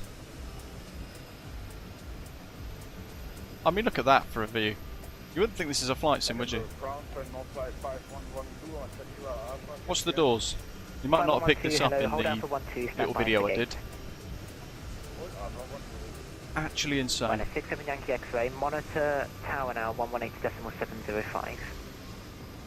There's a whole new revamp of this airport, which is why I said it's 2 a new Charlie, taxi by Lima product, Golf, and you've got to stand buy it 28. again. So I can go around up there. Golf stand 28 for I said too much, Charlie. 121 Delta Foxtrot, taxi by Alpha, hold Delta 1, runway 24. Alpha Delta 1 Ryan and 21 Delta 1. All flight 5112, stand 1 Alpha. Just have a quick look taxi by on Alpha and Valanta, Echo. see how people are getting on. Wow, that's busy. Zarto's next in his MD-11. Delta 39 Followed by MPS. Still waiting for push and stuff.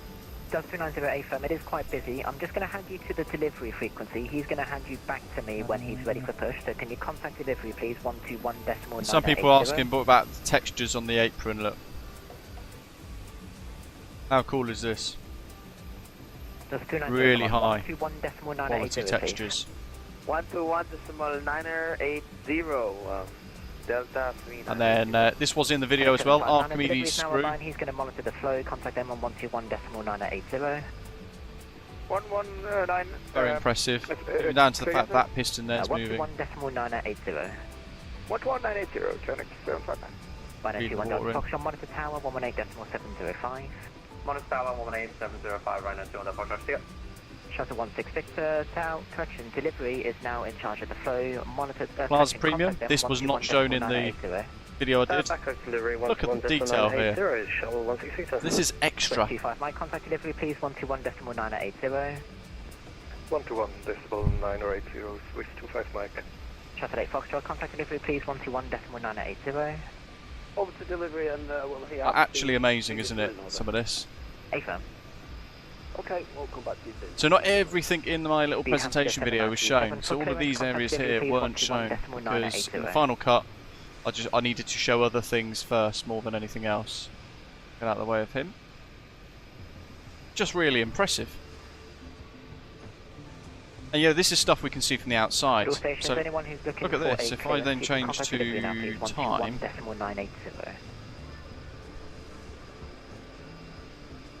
Look at that for a view. Apron level. There's Brewdog. These weren't shown either. How cool is that? Contact delivery, please. He will hand you over to me when he's ready for push. Just superb. Pray for delay. Very, very impressive. Can you contact my colleague on 121.980? He will hand you to me when ready for push. So that stuff we can see from here, around the apron. All part parcel of the life of the airport. Same if I just skip down here. Look at this. All stuff we can see. I get the feeling that noise is probably, yeah, Zarto landing. And me missing it. Oh well.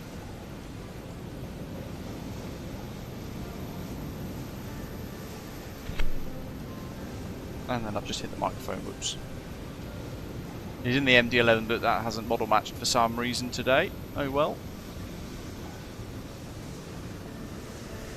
Oh yeah, the tower as well. So if I go here to time, I set the time to night.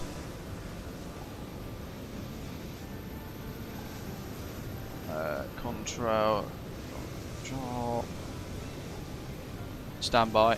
Just gonna do something. If I can get it to work. Okay. Let's see.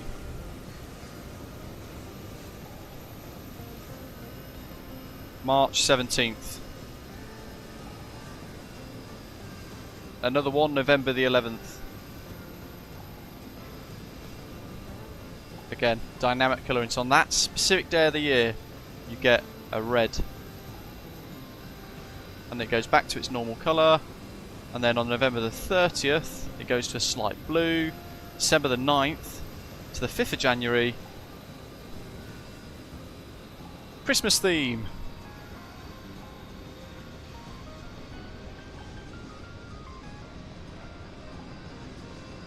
Just like the real tower. How cool is that? So impressive.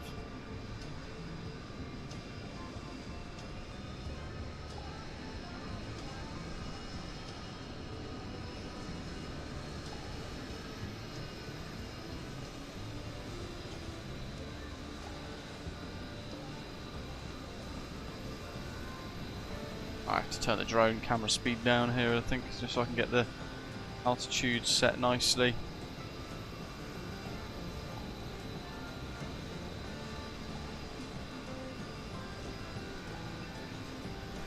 I mean, what a view. Such an impressive bit of scenery, this. Ollie, we'll have a look in a second, buddy. That's all the way over there anyway. I mean, they've even remote parking people down the bottom there.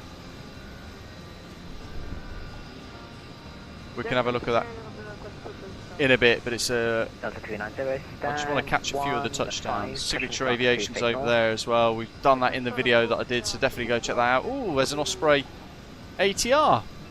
Who's that? Doc's reminded me, I keep forgetting of that one actually now. VATSIMradar.com. Ground, hello again, Chinook 759. Still ready for push and start. Stand number 8. Chinook 759, welcome back. Thank you very much for waiting. Stand number 8, your push and start approved, face east. Push and start approved, face east. Chinook 759, thanks. And ground, hello, tail 198, taxiing currently at Alpha. KLM 1198, Edinburgh ground. Hello, stand What's going on? 210, taxi via Alpha, Mike and Sierra. Stand 210, If you're at certain Mike doors Sierra, as well, KLM folks, 1198. it's like stand 1. Can't remember the name of the other stands. But the stands where it's boarding on foot directly onto the aeroplane. The scenery has got it designed so that the actual doors at the gate open dynamically on those walk-in gates, which is really impressive. So that's something to bear in mind. Delta 390 Just a little realistic nod, hard for me to actually spot. Delta It is Mikel, yes. Hold Lima 1.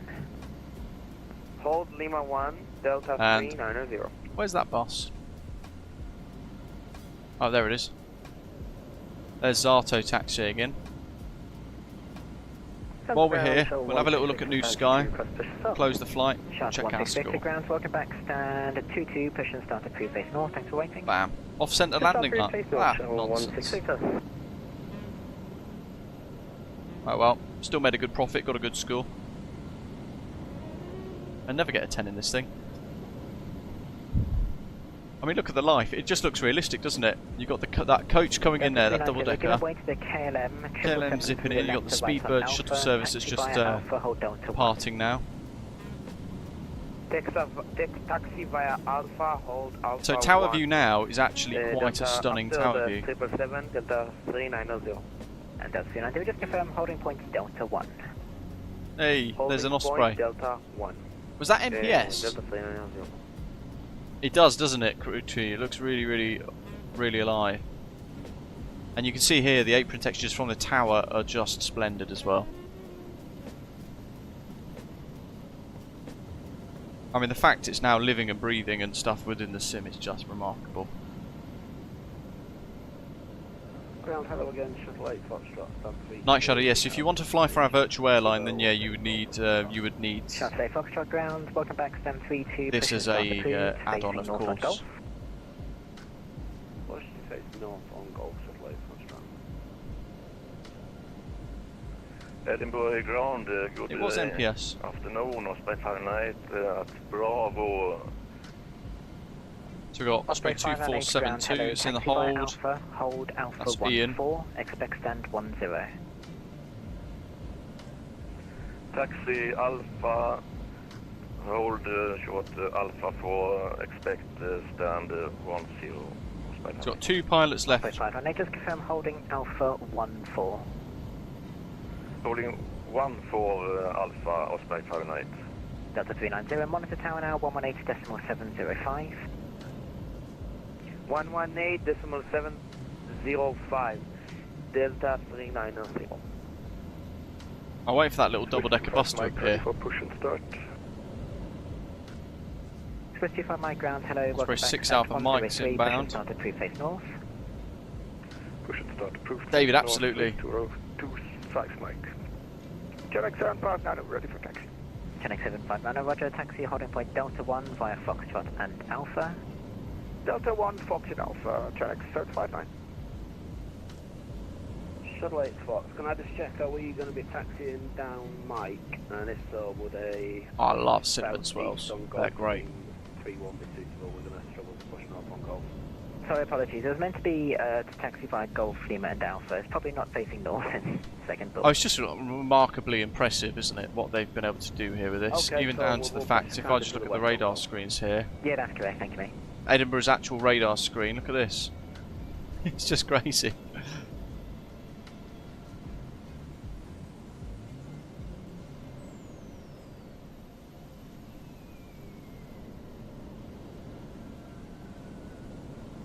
There goes the bus.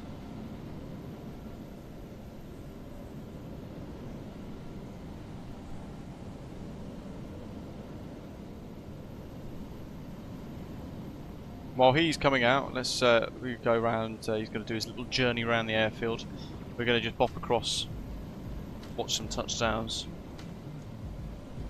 Is there anywhere specifically you guys want to see? Edinburgh ground, Again, it's good day. linked in the description down below if you want to get your hands on it. It's available on Contrail. And just contrail.shop/EGPH-V2. Push and start approved facing west, EG510. I confirm facing to the north. North, EG510. Thank you.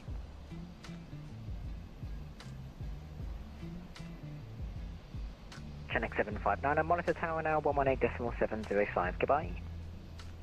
Big thanks to everyone who's hit the like button today as well. Monitor tower on 118. Appreciate support. Good to see lots of you enjoying the stream today. Bye. Ground Gale 1118 shutting down for tonight. Thank you so much for the EGC. Have a good night, sir. Good effort, Zato. Bye-bye. Thanks for flying along. Touchdown. Looking good. Shuttle 16 Victor, request taxi. Shuttle 16 Victor, taxi via Golf.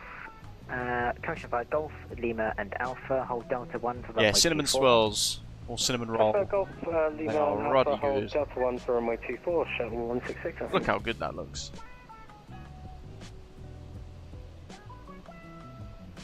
Osprey 598, next right turn onto Foxtrot, stand 10. Turn next right, Foxtrot to stand 10. Osprey 598. Oh, nice. MPS has got to get this stand. Let's try and race him in quick. Quick. Ah, come on. Let's get the spoons.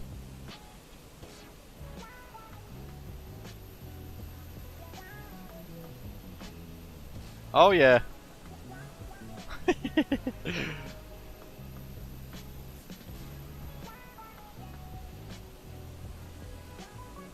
I mean, it's just incredible, isn't it?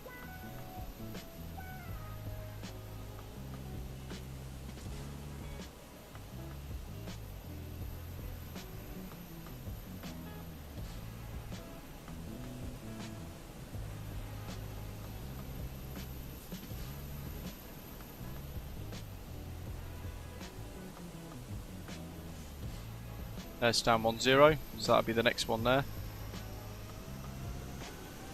That's actually the one that we parked at when I flew in from Heathrow.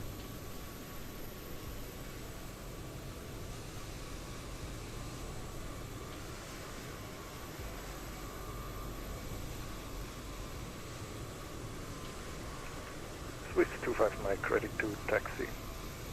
Swiss 25 Mike, taxi via Echo, hold Echo 1. I was going for 11. Echo, hold Echo 1, Swiss 25 Mike. Oh, 10. We just found a discrepancy in the scenery.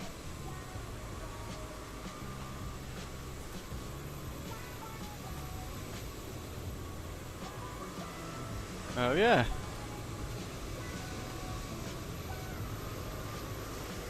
That's stand 11. Interesting. I will let Pyreegue know.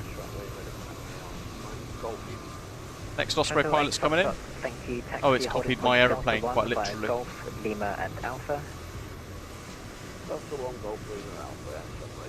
The Fenix A320 doesn't do AI very well, as you can see. These are going to Papa Mike ground. Hello, taxi via Alpha, hold Alpha 12. How's Ian getting on? Is he out of the hold yet? Swift 255, Yes. hold position, acknowledge. Hold position, Swift 25 Mike. Shuttle 16 Victor, monitor tower 118.705. Monitor tower 118.705, shuttle 16 Victor. Swift I 25 think Mike, in real life apologies, that's I'm meant to be blind, I 9. didn't see the EasyJet in front of you. You'll be holding Echo 1 9 and in 10. sequence. Let's have a little look. Holding Echo 1 in sequence. I saw him luckily. Swift 25 Mike. Thank you. Easy 73 Papa Mike, expect stand 11. Expect stand 11, EG7. Yes, it should be stand 9. And then this one where MPS is parked is 10. Labelled as such outside. 510 requesting taxi. Inside isn't. 510, Oh. taxi by Echo, hold Echo 1. I'm just going to take a screenshot of that. Easy 510. Discord. I'm just going to jump into a quick thing with Pyreegue and let him know. Easy 73 Papa Mike, is a second right turn onto Foxtrot, stand 11. Second right left Foxtrot, stand 11, EG7 Papa.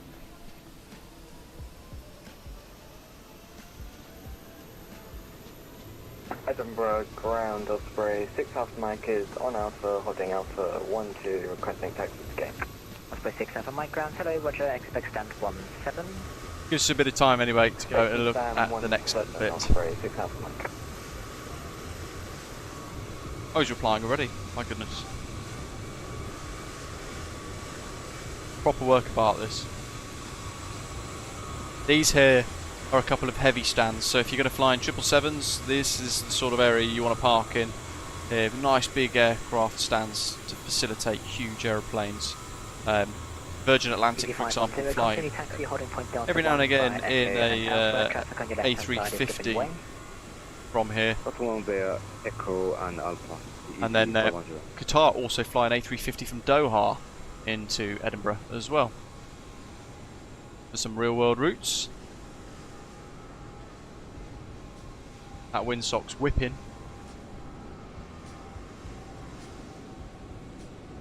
A321 Neo, nice. Whoop. Nicely done. Bit short of the touchdown zone though. We'll let him off. He's holding that tailwind up nice. So busy. Swift 25 Mike, continue taxi via Echo and Alpha, hold Delta 1, runway 24. This bit here is like a cargo Continue slash taxi, fit thing. Echo Alpha. The special little signs here, look, stop written down on there. I just confirm hold Delta 1. Hold Delta Jet to 1. engineering base. 25 Mike. Osprey 6 Alpha Mike, give him way to the Swiss A3, correction, 73... No, it's actually MD82. From your right hand side, taxi via Alpha, Lima and Golf to stand 17. Fun fact. Giving It's way actually to MD11, not a discrepancy what we've just saw. taxi Alpha, Lima, It's like Golf that in and real life. 117. Osprey 6 Alpha Mike. Shuttle 8 Foxtrot, monitor tower 118.705. So that looks right, like Neil says there as well in the live chat. But yeah, Pyreegue's just showing me all the kind of reference photographs and stuff, so it's absolutely bang on.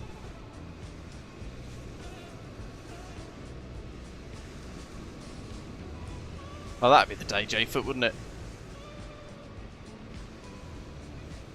I kind of wish Pyreegue does Birmingham next, really, because it'd be stunning. This amount of detail for Birmingham Airport would be remarkably nice.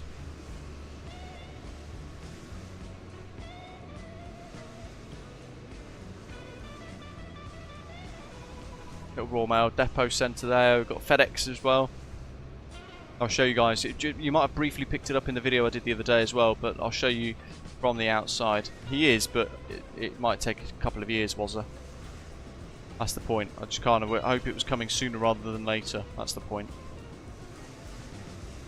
Because the Mako Simulations Birmingham is kind of just fizzled out. It hasn't really been updated. Look at that. It's even got an interior. Edinburgh ground, good afternoon. It's Speedbird 9098, taxiing Just so good.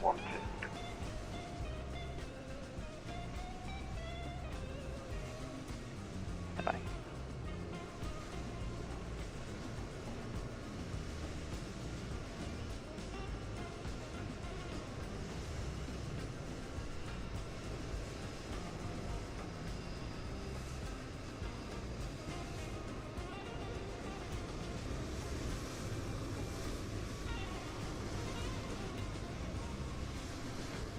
How cool is that?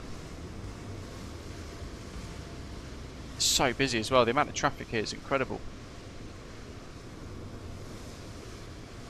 Spitfire 2. Sorry, Spitfire House. I was reading Waz's message there saying ETS 2.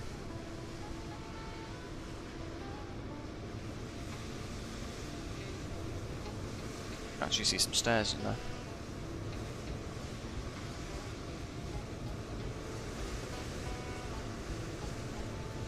This is where I need my Xbox controller, because I'd have such fine control over this whole thing. At the last station, call availability 5. ED510, monitor tower 118.705. 118.705. How are we doing? Let's see. Number 2 to land. We've got Osprey 490 as well coming in. We did a go around earlier. You might have to go and do a go around again at this rate if this Aer Lingus takes any longer.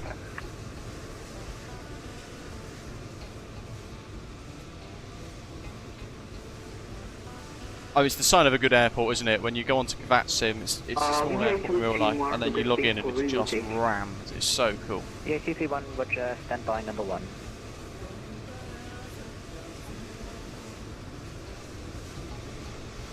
Going to be late landing clearance. All stations on the delivery frequency. Please can we change to my frequency now, 121.755. At all stations on the delivery frequency. Change to ground now, 121.755.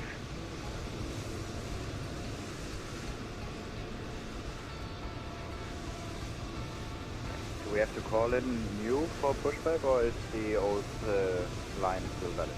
Negative, I still have the original Ashton, order, good afternoon. so it should still be as before. Ground Kelm 0922 together. Kelm 0922, ground hello, taxi by Alpha and Echo, stand 102. Alpha Echo, stand 102. So David a little while ago did a go around. He's copied my Fenix A320 as well, so I've got the bloody GPU attached again.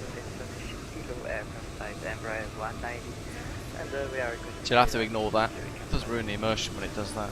Tower 671 uniform, ground hello, Roger, number 2 for clearance, stand by. Good afternoon, VA221 with approaching QNH 108, requesting going to EGPH. Digit 231, ground hello, can you accept flight level 330 as your final cruising level? Alright, flight level 330. Vienna Jet 231, thank you. Clear to Cologne, it's the Taller 6 Charlie departure, squawk 3. Beautifully done. That's a spectacular touchdown, David. David a minute ago had to do a go around because it got a bit unstable in the choppy winds and things. Say again? And landed and then aborted the landing and basically did a touch and go, which was quite impressive anyway. But absolutely nailed that touchdown just then. Really nice. Which leaves Ian. Next in, Osprey 2472. Looks like we're going to squeeze in a departure in between as well. Charlie departure, that's Tango Lima Alpha 6 Charlie in text for you. It's getting noisy. Lots of planes.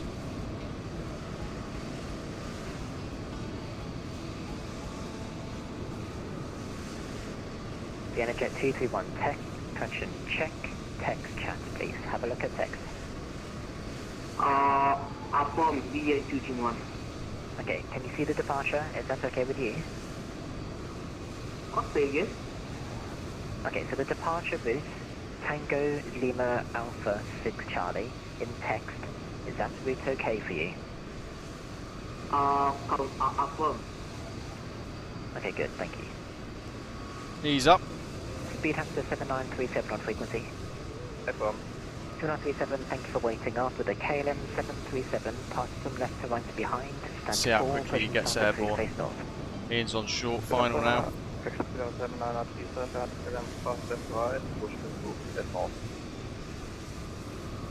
Uh-oh. VATSIM. This is where now it goes and zips in the air really quickly all of a sudden. KLM 2406, ground hello, number 2 for clearance, stand by. Oh, weird. Pyreegue 71 uniform, ground hello, just confirm He goes, use most of the runway. This is an Embraer 190. Oh, loads of room. Contact 71 uniform, thank you. Clear to It's 0, still got a few 6 miles Charlie there. departure, squawk 5622. Clear to direct by detail 6 Charlie departure, squawk 5622, waiting 700. Halifax 71 uniform, correct. Edinburgh ground, good day. Speedbird 438, request pushing start. So, last one in, Osprey 2472. He's flown hold at Stira for about 15 minutes. Speedbird 4 Alpha Sierra ground. Go ahead, 4 Alpha Sierra. Speedbird 4 Alpha Sierra, thank you for waiting. Stand 33, your push and start approved. QNH 1008. Push and start approved. QNH 1008 for 4 Alpha Sierra.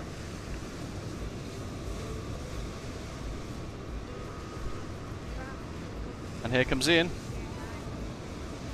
Over the fence. There's the link to the scenery again, folks, if you want to get this absolutely world-class scenery for Edinburgh. And we see Ian in the last pilot, flying in with the Commonwealth livery. German Air Force 955 ground. German Air Force 955. 955, thanks for waiting. Stand 29, push and start approved, face west. Oh, that's German Air Force 955, push and start approved, facing west. proper show off. Unbelievable. That looked really good. Great touchdown.